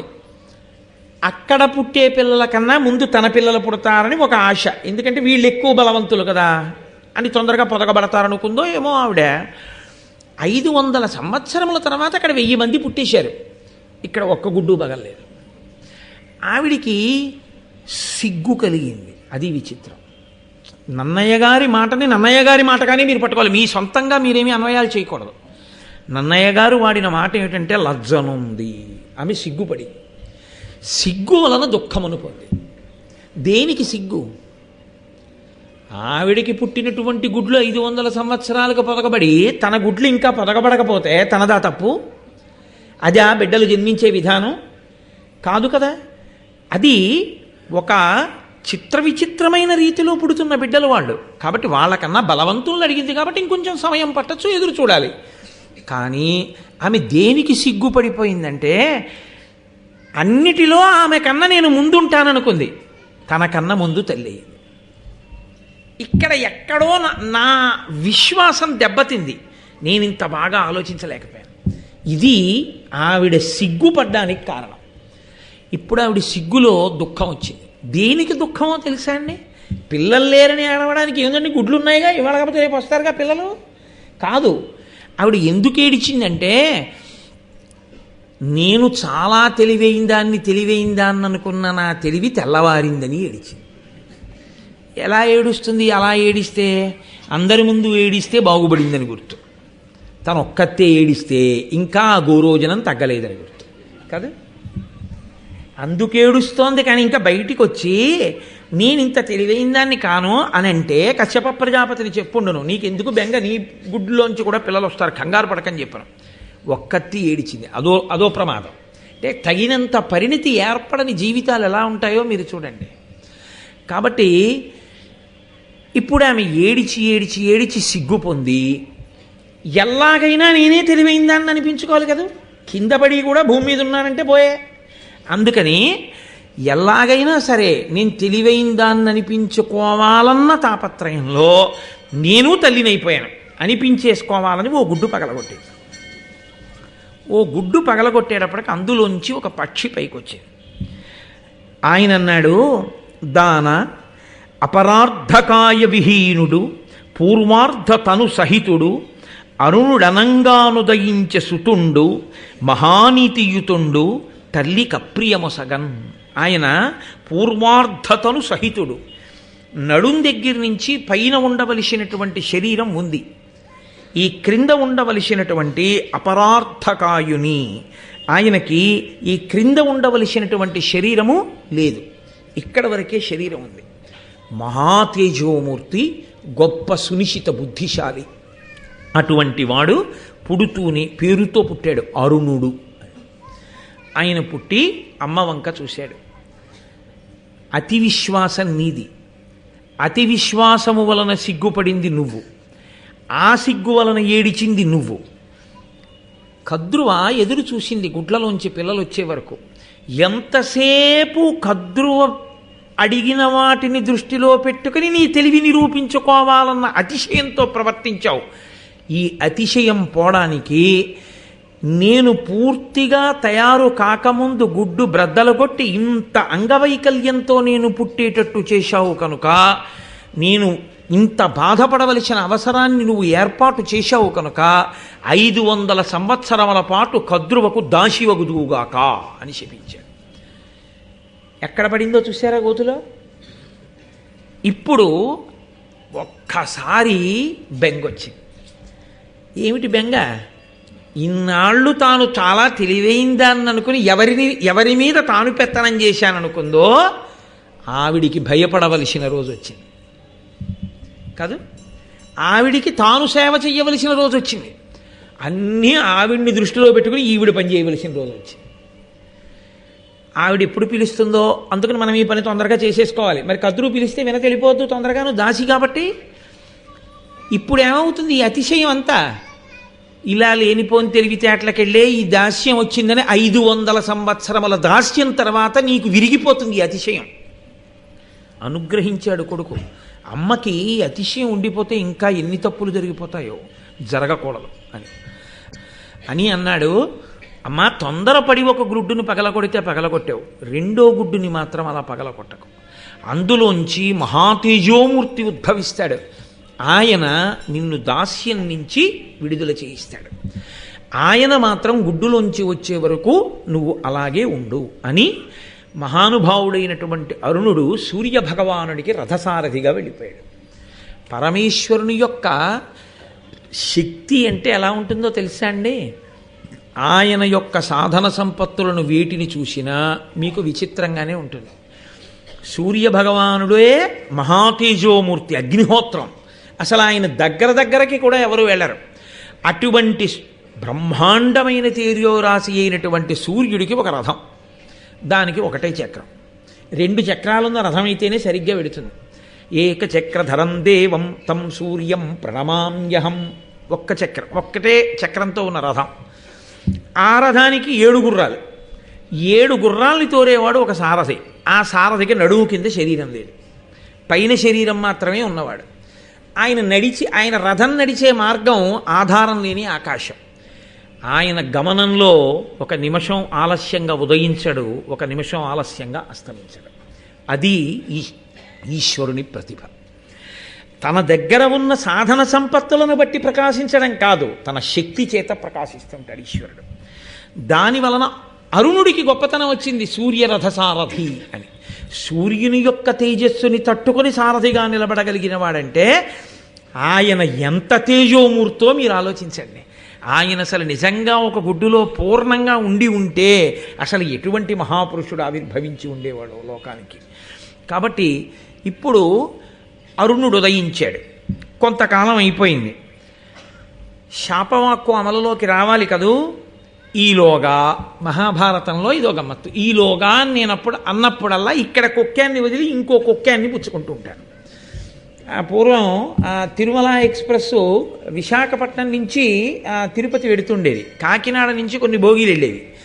వెడితే సామర్లకోట వరకు వచ్చినటువంటి తిరుమల ఎక్స్ప్రెస్ ఇంజన్ దాన్ని వదిలేసి అలా ముందుకెళ్ళిపోయి ఎస్కేప్ లైన్ మీదకి వచ్చి వెనక్కి వెళ్ళి మళ్ళీ సెకండ్ లైన్ మీదకి వచ్చి కాకినాడ నుంచి వచ్చినటువంటి బోగీల్ని కలుపుకొని మళ్ళీ అక్కడి నుంచి వెనక్కి తోసుకెళ్ళి మళ్ళీ ఇలా ముందుకొచ్చి తను విశాఖపట్నం నుంచి తెచ్చొచ్చిన భోగీల దగ్గరికి వచ్చి వాటిని కలుపుకుని అప్పుడు పట్టుకుని తిరుపతి వెళ్ళేది. అలా మహాభారతంలో కథలు ఇక్కడ వదిలి మళ్ళీ ఎస్కేప్ లైన్ మీదకి వెడుతుంటాయి. వెళ్ళి మళ్ళీ అక్కడి నుంచి కొన్ని పెట్లు పట్టుకొచ్చి మళ్ళీ ఈ రైలుకి కలుపుకొని మళ్ళీ వెడుతుంటాయి. మీరు మాత్రం ఏ పెట్టని వదిలిపెట్టకూడదు. అన్ని పెట్ల తాలూకా కొక్కాలు మీకు పడుతూ ఉండాలి, జాగ్రత్తగా పట్టుకుంటూ ఉండాలి. అందుకని మహాభారతానికి నాగా పెట్టేస్తే కొన్ని అర్థం కదా. కాబట్టి ఇప్పుడు వీళ్ళిద్దరూ వినత కదురువ ఒకరోజు బయలుదేరి పాలసముద్రం దగ్గరికి వెళ్ళారు. ఈలోగా జరిగినటువంటి విచిత్రం ఏమిటంటే దేవతలకి రాక్షసులకి అమృతాన్ని పొందాలి అని కోరిక కలిగింది. దేవతలు రాక్షసులు కలిసి క్షీరసాగర మథనం చేస్తే అందులోంచి అమృతం వస్తుంది. కాబట్టి ఇప్పుడు వాళ్ళు మందర పర్వతాన్ని తీసుకొచ్చి ఆ పాలసముద్రంలో చిలకడం కోసమని దింపారు. ఆ మందర పర్వతం పాలసముద్రంలో మునిగిపోకుండా ఉండడం కోసం శ్రీ మహావిష్ణువుని ప్రార్థన చేస్తే ఆయన ఆదికూర్మమై నిలబడితే ఆ తాబేటి డొప్ప మీద ఈ మందర పర్వతాన్ని పెట్టి వాసుకుని చుట్టి రాక్షసులు దేవతలు పట్టుకుని చిలికారట. చిలికితే ఈ మందర పర్వతం ఆయన వీపుని ఒరుసుకుంటే అప్పుడు ఆయన ఎప్పటి నుంచో వీపు కొద్దిగా దురదగా ఉంది అనుకున్నట్ట తీరింది. అప్పుడు ఆయనకి చెయ్యి అందదు కదా మరి, 4 బాహువులైనా. నిజంగా మహానుభావుడు ఆయన కాబట్టి భరించాడు. వాసుకిని పెట్టి తిప్పితే ఆ మందర పర్వతము యొక్క ఉరిపిడి చేత పాలసముద్రమంతా చిలకబడితే ఆ పాలవెల్లి లోపల కప్పటికప్పటికి మందరాగము తిరిగెన్ చప్పుడు నిండెన జాండము చెప్పేడిదేమని అదుని చెవులు చిందరగొని అన్నంటారు పోతన గారు భాగవతంలో. పెరుగు చిలికేటప్పుడు నిశ్శబ్దంగా ఏముండదు, చాలా పెద్ద చప్పుడు వస్తుంది, చర్ చస్ అని. అలవాట్లేని వాళ్ళు కానీ పట్టుకుంటే కుండ పగిలిపోతుంది. దాన్ని ఆ కవ్వం మధ్యలో ఉండేటట్టుగా పట్టుకుని చక్కగా కవ్వం నిలువుగానే ఉండేటట్టు ఈ చెయ్యిని ఇటు వదులుతూ ఈ చెయ్యిని ఇటు పెడుతూ అలా తిప్పాలి. అది కొన్నాళ్ళు సాధన అయిపోతే ఇంకోళ్ళతో మాట్లాడుతూ సైకిల్ తొక్కేసినట్టు మాట్లాడుతూ ఇలా తిప్పేస్తారు. మొదట్లో అలవాట్లేకి ఇలా తిప్పేటప్పుడు కవ్వం ఇలా అడ్డంగా పడుకుంటుంది. మళ్ళీ కవ్వాన్ని తీసి నిలువుగా నించోబెట్టుకునేటప్పటికి చేతులకు ఆ వెన్నపూస కొంచెం అంటుకుని తాడు జారిపోతూ ఉంటుంది. 2 మాటలు 3 మాటలు తిప్పి ఇదేమిటో నాకు అర్థం కావట్లేదని ముడిపడిపోయి ఆఖరికి వేసుకున్న ఉత్తరీయం జారిపోయి వాడికి చల్ల చేయడం చేతకాక భార్యకి ఇచ్చేస్తాడు ఆ కవ్వం. చెయ్యడం వచ్చేస్తే చల్ల చేయడం అదో అందం. ఆ నురుగు అది వస్తుంటే ఆ తుంపర్లతోటి ఒక్కసారి బుళుక్కలు లేకపోతే ఆ మజ్జిగంతా బయటపడిపోతుంది. అలా పడిపోకుండా కుండలోని తిరిగేటట్టు చిలికితే వచ్చేటటువంటి ధ్వనితో ఆ కుండలోనే అంత ధ్వని వస్తే పాల సముద్రాన్ని చిలికితే ఎంత ధ్వని వస్తుంది.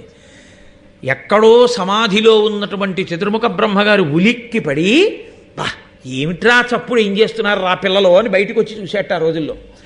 అంత పెద్ద చప్పుడు వచ్చింది. సరే, అందులోంచి మొట్టమొదట అమృతం వస్తుంది అనుకుంటే హాలాహలం వచ్చింది. మహానుభావుడు పరమేశ్వరుడు లోకములకు తండ్రి కాబట్టి ఆయన ఆ హాలాహలాన్ని పుచ్చుకొని లోకములను కాపాడాడు. తర్వాత ఉచ్చైశ్రవము మొదలైన వచ్చే ఇంద్రుడు పుచ్చుకున్నాడు. కౌస్తభం వచ్చింది, శ్రీ మహావిష్ణువు పుచ్చుకున్నారు. శ్రీ మహాలక్ష్మి వచ్చింది, శ్రీ మహావిష్ణువుని వరించింది. ధన్వంతరి అమృతపాత్రతో పైకొచ్చారు. ఇప్పుడు దేవతలు దానవులు కలిసి ఈ అమృతాన్ని జాగ్రత్తగా ఎక్కడ దాచాలి అని ఆలోచించారు. ఇంద్రుడికి అప్పచెప్దాం, ఇంద్రుడు దాస్తాడు జాగ్రత్తగాను అని చెప్పి ఇంద్రుడికి ఇచ్చారు. ఆ ఇంద్రుడు తీసుకెళ్ళి దాన్ని దాస్తూ ఉండేవాడు. దాచుకుని అట్టే పెట్టాడు. దాచడం అంటే అన్ని వేళలా దాచడం అంత తేలికైన పని అని మీరు అనుకోకూడదు.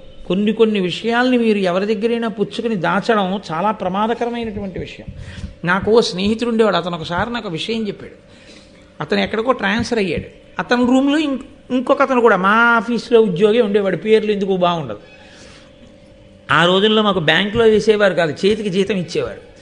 జీతం ఇచ్చేసేయగానే అతను రూమ్కి వచ్చి ఈ రెండో వాడు ఏం చేసేవాడంటే మొదటివాడికి ఆ జీతం ఇచ్చేసేవాడు. నీ దగ్గర ఉంచవా, రేపు తీసుకుంటాను, జీతం మాత్రం మొట్టమొదటి నీ దగ్గరే ఉంచనేవాడు. అతను అనుకునేవాడు నాకు ఇచ్చిన తర్వాత ఇతను కలిసి వస్తోంది ఇలా ఉందనుకుని పాపం ఎంతో సంతోషంగా తీసేసుకుని దాచి మర్నాడు ఇచ్చేవాడు. ఇతను దాన్ని పట్టుకెళ్ళి బ్యాంకులో వేసేసుకునేవాడు. ఓసారి అడిగాడు, ఏమైనా ఎప్పుడూ నాకే ఇస్తుంటావు, నీకేమైనా బాగా కలిసి వస్తుందా, నా చెయ్యి మంచిది అంటుంటారు ఆయన అంటే అతను అన్నాడు, నా మొహం అదేం కాదు, రూమ్ బలమైంది కాదు కదా, తలుపులు అవిని రాత్రి దొంగాడు ఎత్తుకుపోతే నీకు ఇచ్చాను కాబట్టి ఎత్తుకుపోయాడు కాబట్టి నువ్వు ఇవ్వాలి, నాకు తెల్లారాక బ్యాంకులో వేసుకుంటాను, అందుకని నా దగ్గర పెట్టుకుని దొంగాడు ఎత్తుకుపోతే నాది పోయింది ఇచ్చేవాళ్ళు, నీకు ఇస్తే నువ్వు ఇవ్వాలి, అందుకు నీకు ఇస్తున్నాను, నీ చెయ్యి మంచిదని ఏం కాదు. హరి నీ మొహం ఇచ్చా ఇంకెప్పుడు నేను పుచ్చుకోను అన్నట్టు నాకు వచ్చి చెప్పాడు. ఒకసారి ఇలా అన్నాడండి కోటేశ్వరరావు, ఎంత విచిత్రం చూడండి వాడు గడుచుతాను. అందుకని అన్ని వేళలా దాచడం అంటే అంత తేలిక అని మీరు అనుకోకండి. దాచడము అనేటప్పటికీ 1000 కళ్ళతో దాన్ని కాసుకుంటూ ఉండాలి. అది తనొక్కడి సొత్తు కాదు. దేవతలందరూ పాల సముద్రం చిలికి తెచ్చినటువంటి అమృతం. పైగా దాన్ని ఎవడో పట్టుకుపోతే ఏమన్నా పట్టుకుపోయారండి అనడానికి ఏమి ఉండదు. అది ఎవడో తాగేశాడు అనుకోండి, గుట్టుకుని వాడికి చావు పుట్టుగా ఉండవు. అదిగో కొంచెం తాగినందుకే రాహువు కేతువు పుట్టి సూర్యచంద్రులు ఇద్దరిని గ్రహిస్తున్నారు గ్రహణ కాలంలో. అది అమాంతం తాక్కూడని వాళ్ళు తాగేశారనుకోండి, ఎన్ని ఇబ్బందులు వస్తాయి. అసలు చచ్చిపోతాడంటేనే పాపాలకు అంతు దరి లేకుండా చేసేస్తున్నారు. ఇక చచ్చిపోడంటే వాడి పాపాలకు అంతు ఉంటుందా? కాబట్టి దాన్ని జాగ్రత్తగా అందకూడని వాడికి అందకుండా రక్షిస్తుండాలి. అంత తేలికైన విషయం ఏం కాదు. కాబట్టి ఇంద్రుడి దగ్గర అమృతం దాచారు అంటే ఇంద్రుడు చాలా సంతోషంగా దగ్గర పెట్టుకున్నాడు అని మీరు అనుకోకూడదు. పోనీ ప్రతిరోజు ఏదో ఓ గుక్కిడి తీసుకుంటుందాం, ఏదో షుగర్ ఉన్నవాడు మెంతులు తిన్నట్టంటే అలా ఏం తాగేయడానికి ఉండదు, దాన్ని అలా దాచుకుని ఉంచడమే పాపం. కాబట్టి ఏదో ఇంద్రుడు తీసుకెళ్ళాడు, దాచుకున్నాడు, జాగ్రత్తగా అట్టెపెట్టాడు. అలా చాలా కాలం అయిపోయిన తర్వాత ఈ క్షీరసాగర మథనంలో పుట్టినటువంటి ఉచ్చైశ్రవం అనేటటువంటి ఒక తెల్లటి గుర్రం, అదో విచిత్రం. మహాభారతంలో ఈ గుర్రాల కథలు చాలా వస్తాయి. విశ్వామిత్రుడిని ఓ శిష్యుడు అడిగాడు, నీకేం కావాలన్నాడు. నాకేం వద్దులేరా అన్నాడు. నీకేం కావాలన్నాడు. నాకేం వద్దన్నాడు. 10 మాటలు అడిగాడు శిష్యుడు, నాకేం వద్దన్నాడు. ఆయనకు ఒళ్ళు మండింది. ఒక్క చెవి మీద నల్లమచ్చున్నవి 1000 గుర్రాలు అట్లా అన్నాడు. ఇక లోకాలని తిరిగాడు. ఒక చెవి మీద మచ్చున్న 1000 గుర్రాలు ఎక్కడ దొరుకుతాయి? సరే, అదొక పెద్ద కథ అనుకోండి. ఇప్పుడు మహాభారతంలో ఇతర పర్వాల్లో మీరు ఇంద్రు కానీ వాటి గురించి గురు శుశ్రూష అంటే ఎలా ఉంటుందో. కాబట్టి ఈ పాలసముద్రం ఒడ్డున మత్సలేని తెల్ల గుర్రం ఆ ఉచ్చైశ్రవం తిరుగుతోంది. తిరుగుతుండగా వినతా కదురువా విహారంగా అలా వచ్చారు. ఇప్పుడు కడుపులో మంట ఎవరికి బయలుదేరిందంటే కదురువకి బయలుదేరింది. ఎందుకు బయలుదేరిందంటే ఒక్కటే కారణం, నేను 1000 మంది పిల్లలు కావాలి అన్నాను, నా పిల్లల కన్నా బలవంతులు 2 కావాలి అంది. నాకు 500 సంవత్సరాలు పొదిగిన తరువాత అంత గొప్ప సర్పములు పుట్టాయి. అసలు ఇంకా పుట్టక ముందు గుడ్డు బద్దల కొడితే కింద శరీరం లేనివాడు పుడితేనే వాడు సూర్యుడికి రథసారథి అయ్యాడు. అంతటి తేజస్సు ఎదురుగుండా కదండి పడుతుంది సూర్య తేజస్సు. అంత దూరంలో సూర్యభగవానుడు ఉండగానే దగ్గర దగ్గరకు కూడా ఎవరు వెళ్ళరు. అటువంటిది రథం మీద ఎదురుగుండా కూర్చుని రథం తోలుతున్నాడు అంటే ఎంతటి తేజోమూర్తి. ఇప్పుడు ఇంకొక 500 సంవత్సరముల తర్వాత పుట్టేటటువంటి కుమారుడు మరింత తేజోమూర్తి రాబోతున్నాడు. ఇప్పుడు ఈవిడ అలాంటి కోరిక కోరేసింది. 2 కొడుకులు ఇంతటి తేజోమూర్తుల ముందు నా కొడుకులు ఏం నిలబడతారు? దీనికి ఇన్ని తెలివితేటలు రా, ఎంత గొప్ప కోరిక కోరిందిరా ఇది, ఎలాగైనా ఈవిడ్ని ఇబ్బంది పెట్టాలి అంటే అసూయ ప్రబలింది. ఎంత ప్రమాదకరమైన లక్షణమో అసూయ అన్నది మీకు మహాభారతం తీర్పు చెప్పబోతోంది. గాంధారి ఇదే, అక్కడే ప్రారంభమైంది భారతం. ఆవిడే అంతే, కడుపు బాదుకుంది. ఆ కడుపులో ఉండేటటువంటి బిడ్డలు గర్భస్రావం అయిపోయి బయటికి వచ్చేస్తే నీతి కుండల్లో పెట్టి పెంచితే 100 పుత్రులు కౌరవులు పుట్టారు. ఇక్కడ 1000 మంది బిడ్డలు గుడ్లలోంచి వచ్చారు. అంటే పునాదిగా పడుతోంది ఆది పర్వంలో గరుడోత్పత్తి. విశేషమైన అసూయ పొందింది. నేను మీతో నిన్న మనవి చేశాను, అసూయ యందు కోపము యందు వ్యూహరచన చేస్తే పాపము చాలా మిక్కుటముగా కట్టి కుడిపేటటువంటి ఆలోచనలే వస్తాయి. ఎందుకంటే విషపూరితం అయిపోయింది కనుక మనసంతా. ఆవిడ అప్పుడు బహుశः ఆలోచన చేసి ఉంది, ఎలా ఈ వినతని లొంగ తీసుకోవడం. ఎంత బలం ఉన్నదైనా నేను చెప్పిన మాట వినేటట్టుగా నా దగ్గర పడేసి ఉంచితే ఆ బలమంతా నా కోసం పనికొచ్చేదే, కానీ ఆ బలం సొంతానికి పనికి రాకుండా పోతుందిగా. అప్పుడేం చేస్తుంది? కాబట్టి ఎలాగైనా నేను ఈ వినతని నాకు దాసిని చేసుకోవాలి. ఇది ఆవిడ కడుపులో ఉంది ఎప్పటి నుంచో ఆలోచన. అదును కోసం ఎదురు చూస్తోంది. 2 పాలసముద్రం ఒడ్డుకు వెళ్ళారు. పాలసముద్రం ఒడ్డుకు వెళ్ళిన తర్వాత ఆ పాలసముద్రం చాలా గొప్పదైన స్థితిలో దాని కెరటములు, దాని తరగలు, అందులోంచి వచ్చేటటువంటి నురుగు, ఆ తుంపర్లు మంచి సంతోషంగా ఉంది. 2 విహరిస్తున్నారు. అక్కడ కద్రువ తెల్లటి గుర్రాన్ని చూసింది. ఆవిడికి తెలుసు అది ఉచ్చైశ్రవము, దానికి ఎక్కడా చిన్న నల్లమచ్చ కూడా ఉండదు, అది తెల్లటి గుర్రమని ఆవిడికి తెలుసు. ఆవిడికి ఇంకొక విషయం కూడా తెలుసు, వినతకి అతిశయం ఎక్కువ. తను నమ్మినది, తాను అనుకున్నది తిరుగులేనిది అని అనుకుంటుంది. అనుకుని పప్పులో కాలేస్తుంది. ఈ బలహీనత ఉంది. నమ్మితే అలా ఇలా నమ్మదు, నా నమ్మకం అంత గొప్పదనుకుని నమ్మేస్తుంది. ఈ అతిశయాన్ని అడ్డు పెట్టే పడగొట్టాలి వినతని. కాబట్టి ఇప్పుడు కద్రువు ఏం చేసిందంటే, చెల్లి చూసావా, ఆ ఉచ్చైశ్రవాన్ని చూసావా, పౌర్ణమి నాడు ఉండేటటువంటి చంద్రబింబానికి నల్లమచ్చ ఎలా ఉంటుందో అంత తెల్ల గుర్రానికి తోక దగ్గరున్న నల్లమచ్చ చూసావా అంది. వినత పక్కున నవ్వి, అక్క ఏ కన్నులతో చూస్తున్నావే అంది. అంటే మీరు చూడండి, లోకంలో ఓ మాట ఉంటుంది, అతిశయం ఉన్నవాళ్ళు ఈ కళ్ళకి పొరలు గమ్మేమిట్రా, అయితే కళ్ళు పచ్చబడ్డాయా అంటారంటే అతిశయం అన్నమాట. తను చెప్పింది కదా, అర్థమవతల వాళ్ళకి అలా కనపట్టలేదు, పెద్ద మాట వాడేసి. ఏ కన్నులతో చూస్తున్నావే అక్క, అది మహాత్ముని యొక్క మచ్చలేని కీర్తి ఎలా ఉంటుందో అలా ఉందా తెల్లగుర్రం.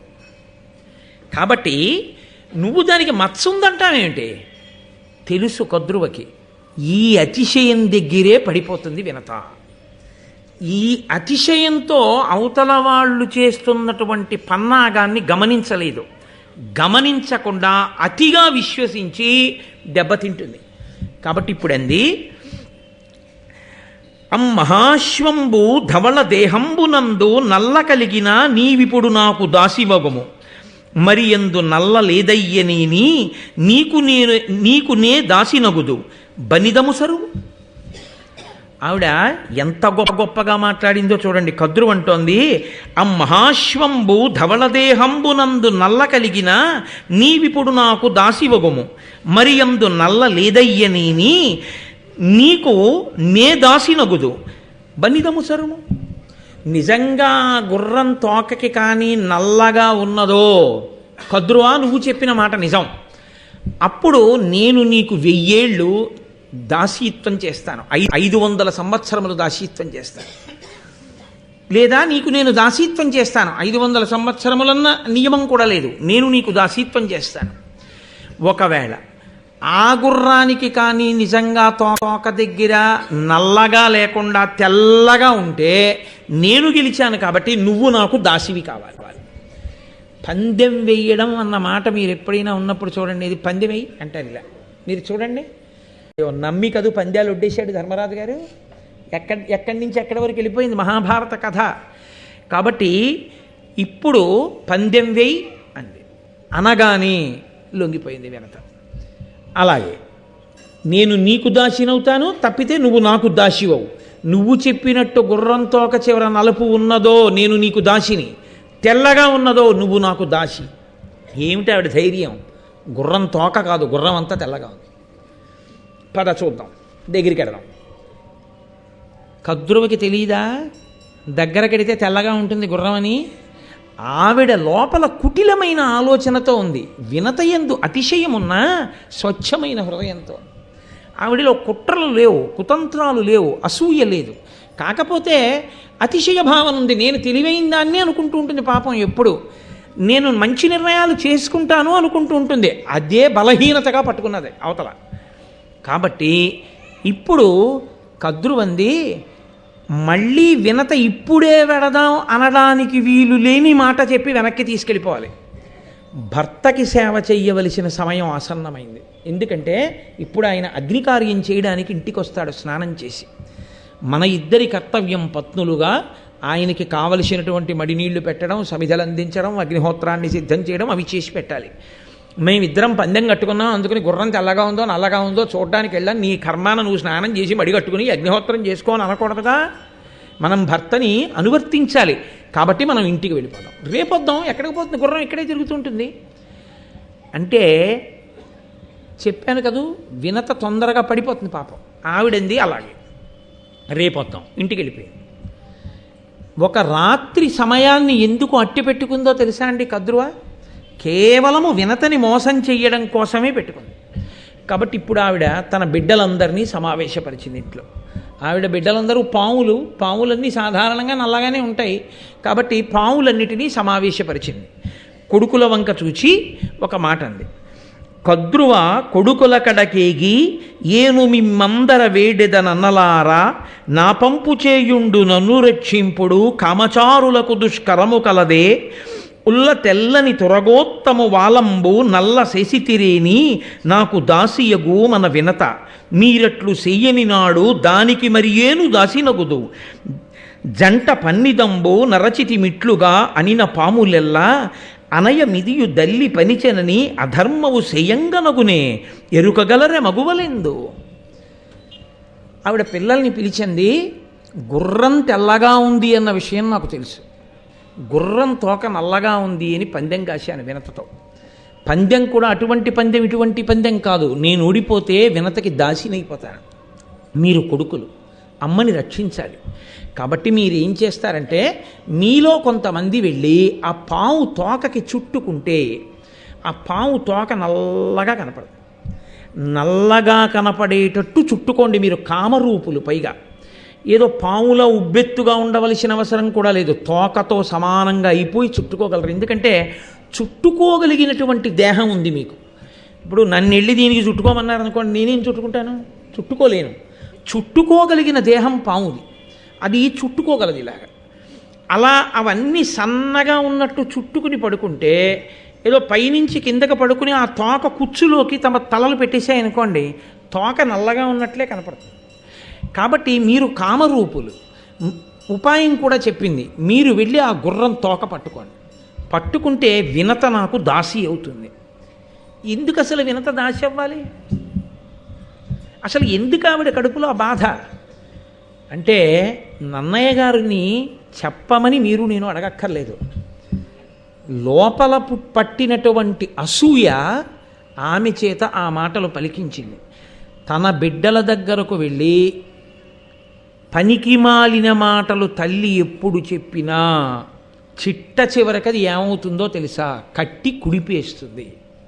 నేను కొన్ని ఇళ్లల్లో వింటూ ఉంటాను, నువ్వు పెద్దవాడివైన తర్వాత నీ మేనమామని చెప్పు తీసుకు కొట్టాలంటుంటుంది ఒక్క అక్క చెల్లెలు. ఆవిడికి ఏదో కోపం వచ్చింది. నేను ఒకసారి కాశీక్షేత్రంలో విన్నాను ఈ మాట. ఒక ఆవిడ మాట్లాడుతుంటే, తెల్లబోయి నోటికి అన్నం తింటున్నావా, గడ్డి తింటున్నావమ్మా, పిల్లలకి నువ్వు చెప్పుకోవలసిన నీతి అదే, నీ తోడ పుట్టినవాడు మేనమామల ముద్దు మేలైన ముద్దు తాతలకు తా ముద్దు తాను అబ్బాయి. ఇవాళ నీకు మీ అన్నదమ్ముడికి ఏదో చిన్న మాట పట్టింపు వచ్చి ఉండొచ్చు. దానికి నీ కొడుక్కి నువ్వు నేర్పే మాట అదే, నీ కొడుక్కి నువ్వు నూరిపోసేది అదే. నీ కొడుక్కి 25 ఏళ్ళు వచ్చేటప్పటికి నీ అన్నదమ్ముడికి 60 ఏళ్ల వయస్సు వస్తుంది. 60 ఏళ్ల వయస్సు వచ్చేసి షష్ఠి పూర్తికి దగ్గర పడిపోయినటువంటి పెద్దవాణ్ణి మేనల్లుడు వెళ్ళి నిజంగా నువ్వు చేస్తున్న దుర్బోధలు వాడి మనసుకు పట్టి వాడు చెప్పుచ్చు కొడితే నీ వంశం కాలిపోతుంది. మేనమామ పూజనీయుడు.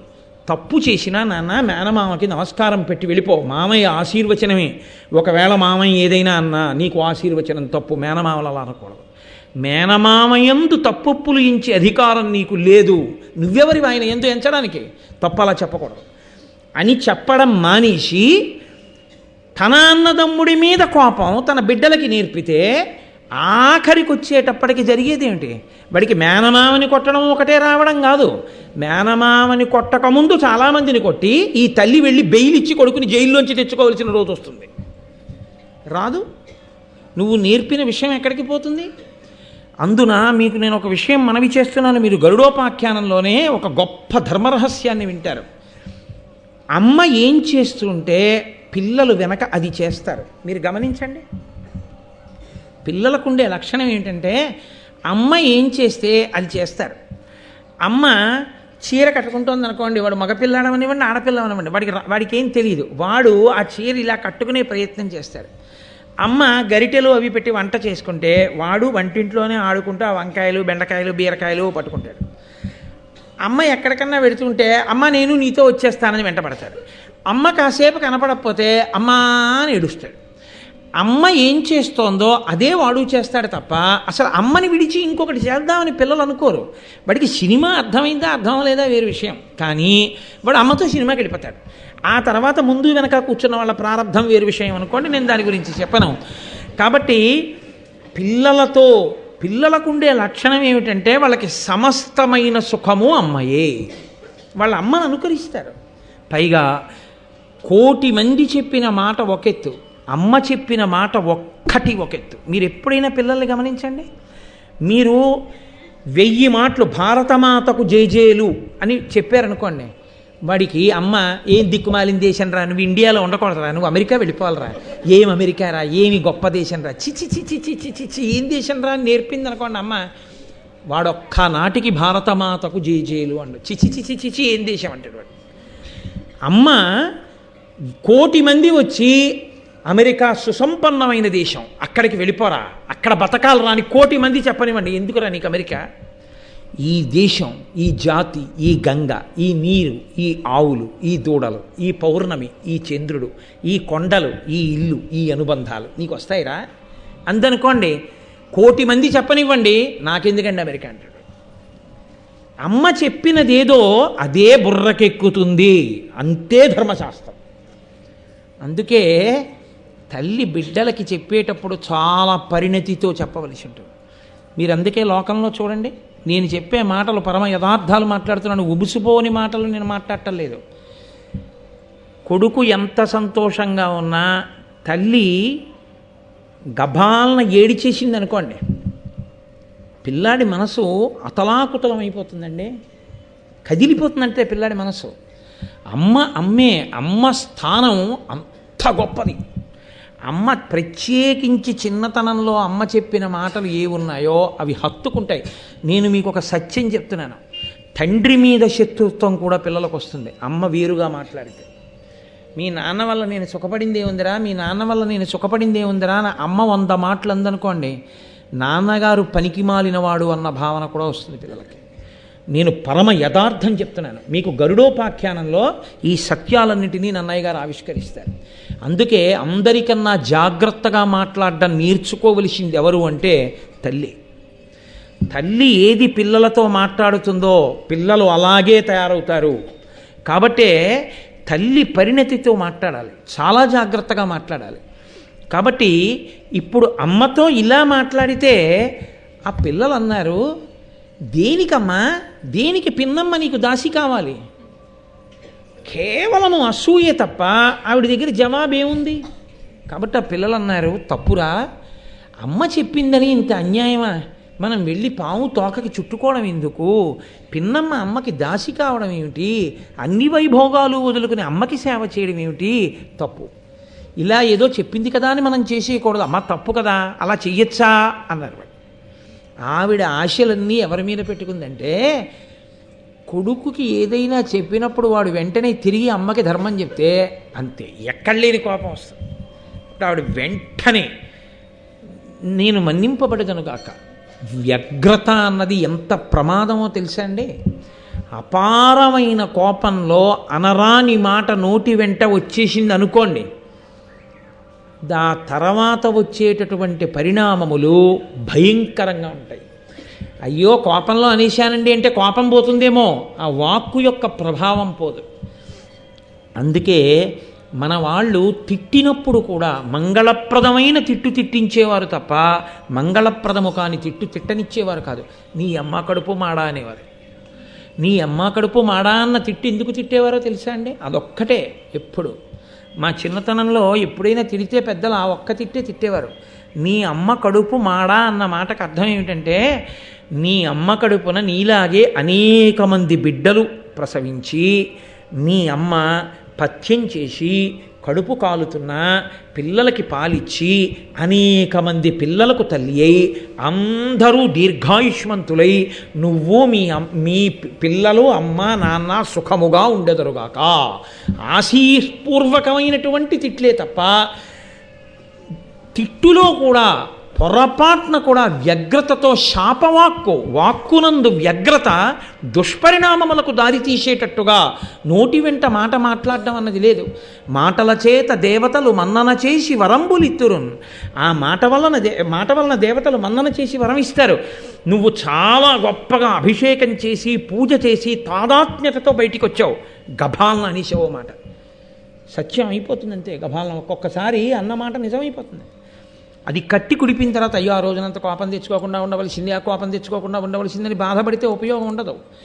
కోపము అన్నది నోటికి వచ్చేయాలి, కానీ మనసుకి భర్తని అంటున్నానా బిడ్డలను అంటున్నానా ఏమీ ఉండదు. అందుకే తిట్లలో అత్యంత భయంకరమైన తిట్టు ఏమిటో తెలుసా అండి? బూడిద అంటుంటారు, లేకపోతే చావు అంటుంటారు. తప్పు. అస్తమానం 10 మార్లు నోటి వెంట అసలు అటువంటి మాట రాకూడదు. ఇంట్లో అటువంటి మాట అసలు అనకూడదు. పసిపిల్లల్ని అనునయించి మాట్లాడడంలో కొన్ని ఇళ్లల్లో ఎంత మంగళకరమైనటువంటి మాటలు ఉంటాయో కొంతమంది పెద్దవాళ్ళ నోటి వెంట అంత అమంగళకరమైన మాటలు పిల్లల్ని ఉద్దేశించి మాట్లాడతారు. అలా ఉండకూడదు వాక్కు. ఆ కోపం అవధి లేకుండా పుట్టింది ఎక్కడి నుంచి? అసూయలోంచి. నేను మీతో మనవి చేశాను కదా, చెట్టు తొర్రలో అగ్ని రాజుకోవడం మొదలవ్వాలి, కానీ ఎంత పచ్చని చెట్టు కాలిపోతుంది. అసూయలోంచి అపారమైన కోపం వచ్చింది. కోపం వచ్చేసి ఆవిడంది, మీరు నేను చెప్పిన మాట వినలేదు. అనుపమముగా జనమేజయుడను జనపతి సేయు సర్పయాగ నిమిత్తంబున పాములు పంచత్వము సనియడు అని ఉరగములకు శాపం బిచ్చెన్. జనమేజయుడనేటటువంటి రాజు చేసేటటువంటి సర్పయాగంలో ఈ పాములన్నీ పడి కాలి చచ్చిపోవునుగాక. ఎంత కష్టపడి వరాలు కోరి కంది పిల్లల్ని, ఆ పిల్లలు తన మాట వినలేదని నాది తప్ప పిల్లలది తప్ప అని విచారణ చేసి ఉంటే షహబాష్ ఎంత గొప్ప పిల్లలు అని, ఒరేయ్ మీ ధార్మికతకి మెచ్చుకుంటున్నాను, మీరు 10 కాలాలకి ఇలాగే ఉండండి అని గబగబా వినత దగ్గరికి వెళ్ళి, వినత నేను అసూయతో ఈ మాట చెప్పాను, లేదు ఆ గుర్రం తెలిపి నన్ను మన్నించమ్మా అని ఒక్క మాట అనగలిగి ఉంటే ఈ ఆఖ్యానం ఇంకొక రకంలా ఉండేది. ఆ 2 మాటలు అనడం చేత కాలేదు, అసూయయే నిలబడింది. అంతే, తన బిడ్డలు చనిపోవాలని తానే శాపం ఇచ్చేసి. ఇదే గాంధారీ ధృతరాష్ట్రుల యందు ప్రవేశించినటువంటి అసూయ. పిల్లలకి ఇలాగే దుర్బుద్ధులు చెప్పి దుర్యోధన దుశ్శాసనాదుల్ని పెంచి పోషించి తన బిడ్డలు తన వంశం నశించేటట్టు ధృతరాష్ట్రుడు గాంధారీ చేసుకున్నారు. ఆదిపర్వంలో మిగిలిన మహాభారతానికి పునాది అని నేను మీకు మనవి చేశాను. ఆ మహాభారతానికి ఇది పునాది అయితే మన కుటుంబాల యొక్క వృద్ధికి, మన కుటుంబాల యొక్క ఇంకొక స్థితికి కూడా మనలో ఉండకూడని ఏ గుణము మనం పరిశీలించవలసి ఉంటుందో, దేని వలన చెట్లు పచ్చగా ఉంటాయో, దేని వలన పచ్చని చెట్లు కాలిపోతాయో మనకి మహాభారతం నిర్దేశిస్తోంది. కాబట్టి అంత పెద్ద శాపవాక్యాన్ని విడిచిపెట్టేసింది. ఇంత పెద్ద శాపవాక్యాన్ని విడిచిపెడితే పావులన్నీ కలవరపడ్డాయి. అయ్య బాబోయ్, ఇదేమిట్రా ఇంత పెద్ద వాక్యం విడిచిపెట్టేసింది అమ్మ శాపానికి కానీ మనం వశులం అయిపోయామా, చచ్చిపోతాం. కాబట్టి అమ్మ మాట విందామా, ధర్మానికి కట్టుబడదామా? బతకడం కోసం అమ్మ మాటే విందాం. నేను మీతో మనవి చేశాను కదూ, అమ్మ మాట ఎంత దూరమైనా తీసుకెడుతుంది. గాంధారి మాట ఎంత దూరమైనా తీసుకెళ్ళింది మహాభారతాన్ని. అందుకని కర్కోటకుడు మొదలైన పాములు వెళ్ళి సన్నగా ఉండేటటువంటి తీగలలా ఆ ఉచ్చైశ్రవము యొక్క తోక నల్లగా ఉండేటట్టుగా చుట్టుకున్నాయి. మరునాడు వినతని తీసుకుని కదురువ ఆ ఉచ్చైశ్రవం ఉండేటటువంటి దగ్గరగా వెళ్ళి, అదిగో తోక నల్లగా ఉంది కాబట్టి నువ్వు ఓడిపోయావు అంటే వెర్రి వినత అంగీకరించిన ఉత్తరక్షణం నుంచి వినత కదురువకు దాసి అయిపోయింది. ఇక తాను సంతోషంగా ఉండడం అన్నది ఏమైనా ఉంటుందా? ఇహ లేదు. ఒకే ఒక్క అతి విశ్వాసముతో పందెమన్న మాట దాకా వెళ్ళిపోవడం. అయిన దానికి కాందానికి పందాలు ఎందుకండి? అప్పటి నుంచి ఇప్పటి వరకు ఈ బెట్టింగులు జీవితాలని పాడు చేస్తూనే ఉన్నాయి కదా. ఇప్పటికీ ఎప్పటికీ కొంతమంది జీవితాలనే పాడు చేసేసాయి.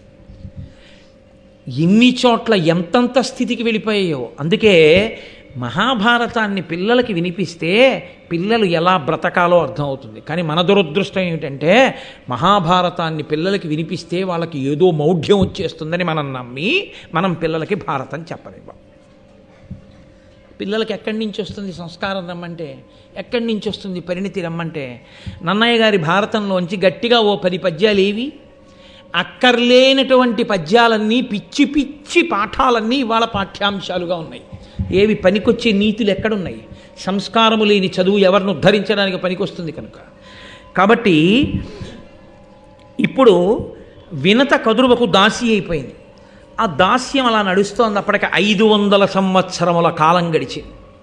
హాయిగా కశ్యప ప్రజాపతి యొక్క పత్నిగా అంత సంతోషంగా ఉండవలసింది తొందరపడి అతి విశ్వాసంతో చేసిన పనికి అంత తేజోవంతుడైన కొడుకు శాపవాక్కు విడిచిపెట్టి అరుణుడు రథసారథిగా సూర్యభగవానుడి దగ్గరికి వెళ్ళిపోయాడు.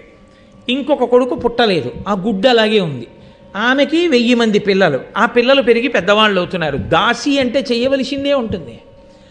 ఆ 1000 మంది పిల్లలకి స్నానం చేయించింది అనుకోండి, చాలదా? ఎవరికి స్నానం చేయించిందో తెలియదు, ఎవరో మళ్ళీ మట్టిలో పొల్లు వచ్చారో తెలియదు, ఎవరికి పలహారం పెట్టిందో తెలియదు, ఎవరు తిని మళ్ళీ వచ్చేసాడో తెలియదు. 1000 మంది అటెండెన్స్ తీసుకోవడం అంటే మాటలండి. 6 పిల్లలకి స్నానం చేయించడానికి చిన్నతనంలో మా అమ్మగారు ఎంతో వ్యధపడేది. నాకు ఇప్పటికీ గుర్తు. మమ్మల్ని 6 పండగ వస్తే వరుస క్రమంలో నించోపెట్టి మా అన్నదమ్ముల్ని అక్క చెల్లెళ్ళని ఒళ్ళంతా నూనె పెట్టి ఒళ్ళంతా నలుగు పెట్టి చెమట పట్టేస్తుంటే పిచ్చి తల్లి అలాగే ఆ జుత్తు ముడేసుకుంటూ ఆ పమిట కొంగు బిగించుకుంటూ ఇంత గిన్నెలో ఆ నలుగంతా తీసి మా ఒళ్ళంతా పెట్టి ఆటలు ఆడతారా మచ్చలు పడిపోతాయని, మచ్చలు పడకూడదని ఒళ్ళంతా నలుగు పెట్టి నూనె రాసి మళ్ళీ 6వ వాడికి నలుగు పెట్టిన తర్వాత మొదటివాడికి నూనె ఇంకుతుందని వాణ్ణి పిలిచి 6 ఆసనాలు వేసి కూర్చోబెట్టి తల మీద నూనె పెట్టి ఆశీర్వచనాలు చేసి మళ్ళీ ఒంగుని కుంకుడు పులుసు పోసి తల రుద్ది ఒళ్ళు రుద్దుతుంటే కంట్లో పడిపోయిందనేవాడు ఒకడు. మొదటివాడికి తలస్నానం చేయించి 6వ వాడికి స్నానం చేసి ఓ తువ్వాలు కట్టి వదిలిపెట్టేటప్పటికీ మొదటివాడు కాగులో నీళ్లు కాగుతున్నాయో లేదో బాగా చూస్తున్నానమ్మా అని బూడిద దగ్గరికి వెళ్ళి ఉప్పు ఊదేవాడు. ఒళ్ళంతా బూడితో మళ్ళీ సిద్ధం వాడు, తల మీద బూడితోడు. మళ్ళీ వాడికి తలస్నానం చేయించి ఆఖరికి నాకు ఇప్పటికీ గుర్తు, అందరి స్నానాలు చేసేసిన తర్వాత మేమందరం బొట్లు ఎట్టుకుని దేవుడి దగ్గరికి వెళ్ళి నమస్కారం పెట్టరండిరా అంటే 6 బొట్లు ఎట్టుకుని విభూతి ఎట్టుకుని నమస్కారం పెట్టుకొచ్చి నిలబడితే ఆవిడ నడుమిలా పట్టుకుని లేచి నిలబడి పిల్లల్ని చూసుకుని ఎంత మురిసిపోయేదో. పిచ్చి తల్లి, నా తల్లి కాదు మీ తల్లులైనా అంతే. అమ్మ అమ్మే, మహాశివరాత్రి నాడు అమ్మని స్మరించకపోతే ఎలా? అమ్మ కన్నా పరదైవం ఎక్కడుంది? కాబట్టి 1000 మంది పిల్లల్ని సాకడం అంటే మాటలా? అంత కష్టపడి సాకింది. ఎవరి కోసం? కద్రువ కోసం వినత. ఈవిడ బిడ్డలే ఒక రకంగా పినతల్లి కాబట్టి. కానీ తన బిడ్డడు ఎక్కడో ఉన్నాడు, ఈ బిడ్డడు గుడ్డులో ఉన్నాడు. వీళ్ళని ఈవిడ సాకుతోంది. 1 రోజా 2 రోజులా? 500 సంవత్సరాలు. ఏ పాపానికి? కేవలము అతి విశ్వాసానికి కదండి. ఎంతంత ప్రమాదాలు తెస్తాయో, జీవితాల్ని ఎంత అతలాకుతలం చేస్తాయో మహాభారతం ప్రత్యక్ష సాక్ష్యంగా మాట్లాడుతుంది. కాబట్టి ఎక్కడి పరిధిలో అక్కడ ఉండి జాగ్రత్తలో ఉండు పరాకు నేర్పుతుంది మనకి. అతి విశ్వాసము అతిశయము మంచిది కాదు, పందాల జోలికి వెళ్ళకూడదు. కనుక 500 సంవత్సరములు పూర్తయ్యాయి. ఆవిడ అదృష్టం పండింది. ఆతత పక్షమారుత రయప్రవికంపిత ఘూర్ణితాచల వ్రాత మహర్ణవుండు బలవన్ నిజదేహ సముజ్వల ప్రభాతూత పతంగ తేజుడు తిదుండయి టార్చుడు తల్లికిన్ మనప్రీతియునర్చుచున్ నెగసె భీమజవంబున నభ్రవీదికిన్. మన్నయ్య గారికి ఎంత సంతోషం కలిగిందో! అమ్మయ్య, వినత దాస్యం తీరిపోయిందనుకున్నారో ఏమో. ఆనందంతో నన్నయ్య గారి మనసు ఎలా ఎగిరిందో గరుత్మంతుని యొక్క జననం అలా జరిగింది. ఎంత గొప్ప పద్యం పడిపోయిందో ఆ ఆనందంలో. అటువంటి సమాసాలు పడిపోయాయి అంతే ఆయనకి. ఆతత పక్షమారుతరయ ప్రవికంపిత ఘూర్ణితాచల వ్రాత మహర్ణవుండు బలవన్ నిజదేహ సముజ్వల ప్రభాతూత పతంగ తేజుడు తితిండయి తార్క్ష్యుడు తల్లికిన్ మనప్రీతియునర్చుచున్ నెగసే భీమజవంబున నభ్రవీదికిన్.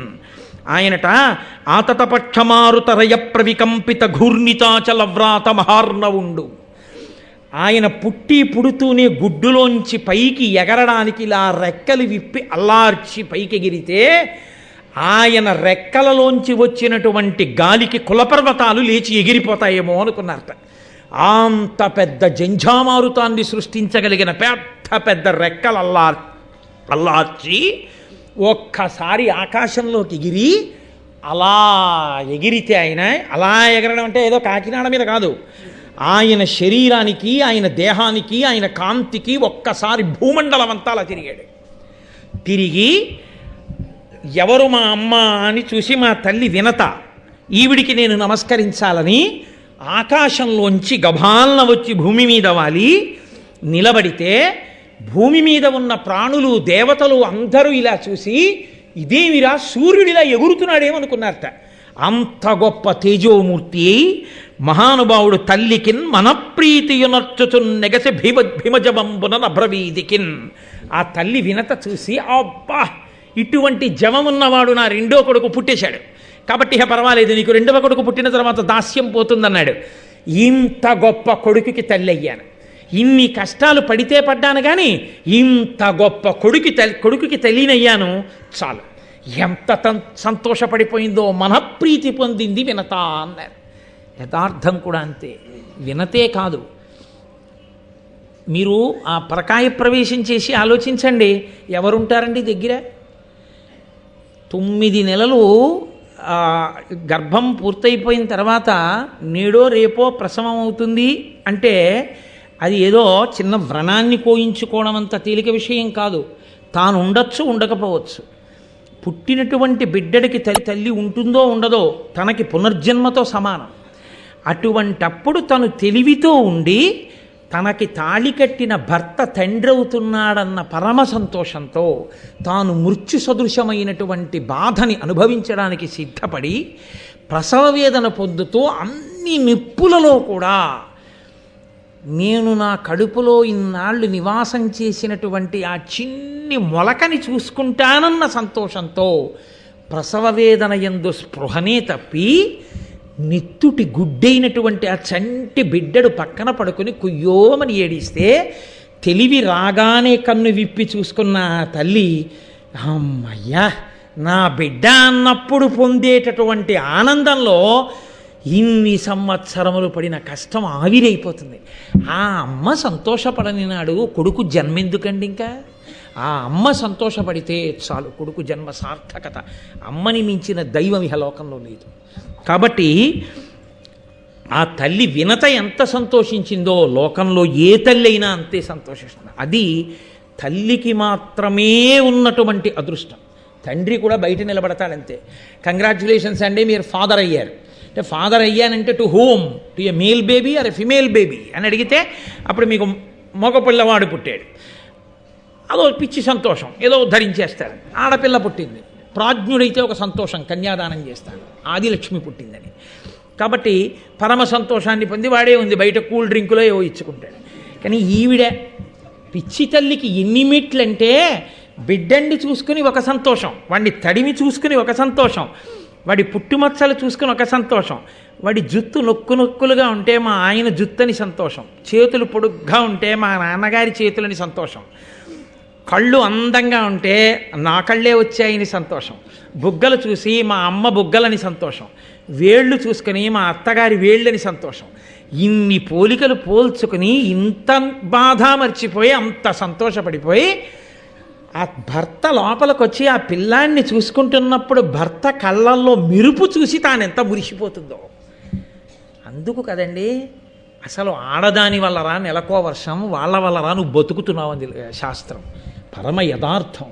నిజంగా అటువంటి ఆడదాన్ని ఖేద పెట్టడం, అటువంటి ఆడదాని మీద పరిహాసం చేయడం ధర్మశాస్త్రంలో లేదు. మన ప్రారబ్ధం కొద్దీ అక్కర్లేని పశ్చిమ దేశాల సంస్కృతిని దిగుమతి చేసుకుని ఇంత హేయమైన రీతిలో ఇవాళ మనం, సరే మిగిలిన విషయాలు నాకెందుకు కానీ, పవిత్రమైన మాటలు చాలు. మహాశివరాత్రి పూట ఇతర ఇంకొక కోణం నాకెందుకు. కాబట్టి ఆ మహానుభావుట ఇంతటి తేజోవంతుడై మా నాన్నగారు ఎక్కడా అని అడగలేదుట. ఆయన అంత వేగంగా ఆకాశంలో వెళ్ళిపోతుంటే దారుణ కల్పాంతమరుత్ప్రేరిత హవ్య వహ శిఖల పెళ్లిదియని బృందారకముని బృంద స్తుతి పోరన తానగ్ని సూక్తములతో నెసగెన్. దేవతలు ఋషులు అందరూ అనుకున్నారట, ఓహో ప్రళయకాలం వచ్చేసిందిలా ఉంది, ప్రళయకాలంలో ఉండేటటువంటి అగ్నిహోత్రం వ్యాపిస్తోందన్నమాట అంతటా. అయ్య బాబోయ్ ఎంత తేజోవంతంగా ఉందోనని రక్ష చెయ్యి అని అగ్ని సూక్తములతో, అగ్నిహోత్రుడు వ్యాపిస్తున్నాడని అగ్ని సూక్తములతో ప్రార్థన చేశారట. తెలుగు భారతంలో లేదు కానీ అగ్నిహోత్రుడు కనపడి చెప్తాడు, నేను కాదయ్యా గరుత్మంతుడని మహాపురుషుడు ఆవిర్భవించాడు, సుపర్ణుడు, ఆయన రెక్కలతో ఎగురుతున్నాడు, ఆయన నేను కాదని చెప్తే అప్పుడు ఆయన్ని కీర్తించాడు. ఆయనట అంత వేగంతో ఆకాశంలో తిరిగి నా తండ్రి ఎవరనలేదు, మాతృదేవోభవ, మొదటి నమస్కారం తల్లికే. ఆ తల్లి గౌరవం తెలుసున్నవాడికి లోకంలో అన్నిటికన్నా పోయిందని ఏడవవలసిన రోజు ఏదైనా ఉంటే తల్లి పోయిన రోజు ఒకటి. నాకు లేదని ఏడవలసిన రోజు ఏదైనా ఉంటే నాకు తల్లి లేదని గుర్తొచ్చినప్పుడు మాత్రమే, ఇంకా దేనికి ఏడవక్కర్లేదు. మళ్ళీ అలా ఏడవలసిన రోజు రాకూడదు పురుషుడి జీవితంలో. మళ్ళీ తల్లి స్థానంలో తల్లి స్థానంగా నిలబడి అనునయించగలిగిన ఏకైక వ్యక్తి పత్ని. ఆమె వెళ్ళిపోయిన నాడిక పురుషుడంత దరిద్రుడు వేడొకడు లేడు. అందుకే అష్టదరిద్రాల్లో ఒకటిగా చెప్పారు. కాబట్టి ఆయన హరికులిషక్షతి ఎరుగని గురుతర పక్షములతోడి కులగురివోలెన్ గరుడండు గగనగతి ఉరుతర జవమున నరుగు దించి తల్లికి బ్రొక్కెన్. ఇది నన్నయ్య గారు మన జాతికి నేర్పినటువంటి పాఠం. ఆయన ఎటువంటి వాడు, దేవేంద్రుడు విడిచిపెట్టినటువంటి వజ్రాయుధం పర్వతముల యొక్క రెక్కల్ని కోసేసింది ఒకప్పుడు. పూర్వం రామాయణం బాలకాండలో మీరు విన్నారు, ఆ సుందరకాండలో పర్వతాలన్నీ కూడా ఎగురుతూ వెళ్ళి ఎక్కడ పడితే అక్కడ దిగుతుండేవి. ఇక్కడెక్కడ భారతం చెప్తున్నట్టంటే అవి కూడా వచ్చి దిగుతుండేవి. అవి వచ్చి దిగితే ఆ మోటార్ సైకిళ్ళు ఏమైపోవాలి, ఆ సైకిళ్ళు ఏమైపోవాలి, ఆ కార్లు ఏమైపోవాలి, ప్రజలు గగ్గోలు పెట్టేస్తున్నారని దేవేంద్రుడు ఏం చేశాడంటే పర్వతాల యొక్క పక్షములను రెక్కలన్నింటినీ తరిగేశాడు. తరిగేస్తే పర్వతాలు ఎగరకుండా ఎక్కడెక్కడో కూర్చుండిపోయి, దేవేంద్రుడి చేత తరగబడడానికి సాధ్యము కానంత శక్తివంతమైన రెక్కలు కలిగిన ఒక కులపర్వతము ఉంది. అది ఎగిరితే ఆకాశంలో ఎలా ఉంటుందో అలా ఎగిరేట గరుత్మంతుడు. అంటే దాని అర్థం ఏమిటి? దేవేంద్రుని యొక్క వజ్రాయుధం కూడా ఆయన రెక్కకి ఉన్న ఏకని కూడా ఏమీ చేయలేదు. అంతటి మహాబలవంతుడు పుట్టాడు. ఇంతటి బలవంతుడై ఆకాశంలో ఒక్కసారి అలా ఎగిరి కిందకి దిగి వచ్చి వెంటనే తన తల్లి వినతని చూసి అబ్బా మా అమ్మ అని పొంగిపోయి ఆ తల అమ్మ పాదాలకి తగిలేటట్టుగా ఉంచి నమస్కరించి అమ్మ వంక చూసి నమస్కరిస్తూ నిలబడ్డట. ఆ వినత పొంగిపోయింది చూసి, అబ్బా ఎటువంటి కొడుకు నా కొడుకని. చాలు, ఇవాళ అమృతప్రాయమైనటువంటి ఒక ఘట్టం గరుత్మంతుని యొక్క ఆవిర్భావాన్ని విన్నాం. నాకు కూడా కొంచెం ఇవాళ ఉపవాసం చేత కాస్త ఓపిక తక్కువ ఉంటుంది కదా, అందుకని ఒక అరగంట ఉపన్యాసానికి మినహాయింపు ఇప్పించండి. రేపటి రోజు మళ్ళీ గరుత్మంతుడు బయలుదేరడం, అమృతాన్ని తీసుకురావడం, ఇవన్నీ అత్యద్భుతమైనటువంటి ఘట్టములు ఎదర నడుస్తాయి. నేను వ్యక్తిగతంగా మీతో విజ్ఞాపన చేసేది ఒకటే, మీకు ఏమాత్రం అవకాశం ఉన్నా అమృతోత్పాదనము మాత్రము తప్పకుండా, అమృతాపహరణములు మాత్రము తప్పకుండా వినండి అందరూ. ఎందుకని అంటే అది నేనేదో సరదా కోసమో లేకపోతే మీ అందరూ వస్తారనో నేను చెప్పట్లేదు. నాకు అసలు ఆ జనం పిచ్చే లేదు. ఒక్క కారణానికే చెప్తున్నాను. అమృతాపహరణ ఘట్టము అంత గొప్పది, చాలా చాలా గొప్పది. దానికి నన్నయ్య గారు ఫలశ్రుతి చెప్పారు అంటే ఎంత గొప్పదో చూడండి. కాబట్టి రేపటి రోజున ఈ ఘట్టాన్ని కొనసాగింపు చేస్తాను. ఇప్పుడు నేను మంగళం చెప్పిన తర్వాత మీతో శివరాత్రి కార్యక్రమం గురించి మనవి చేస్తాను. దయచేసి మీరు అలాగే కూర్చుని ఉండండి. మంగళాశాసనపరై మదాచార్య పురోగమై సర్వైశ్చ పూర్వైరాచార్యై సత్కృతాయాస్తు మంగళం. మంగళం కోసలేంద్రాయ మహనీయ గుణాత్మనే చక్రవర్తి తనూజాయ సర్వభౌమాయ మంగళం. ఉమాకాంతాయ కాంతాయ కామితార్థప్రదాయినే శ్రీగిరీశాయ దేవాయ మలినాథాయ మంగళం. కరచరణకృతం వా కర్మవాక్కాయజం వా శ్రవణనైనజం వా మానసం వాపరాధం విహితం వా సర్వమేత్తక్షమస్వ శివ శివ కరుణాబ్ధే శ్రీ మహాదేవ శంభో. సర్వం శ్రీ ఉమామహేశ్వర పరబ్రహ్మార్పణమస్తు. స్వస్తి. ఈనాడు మహాశివరాత్రి, అత్యద్భుతమైన రోజు. చూశారు,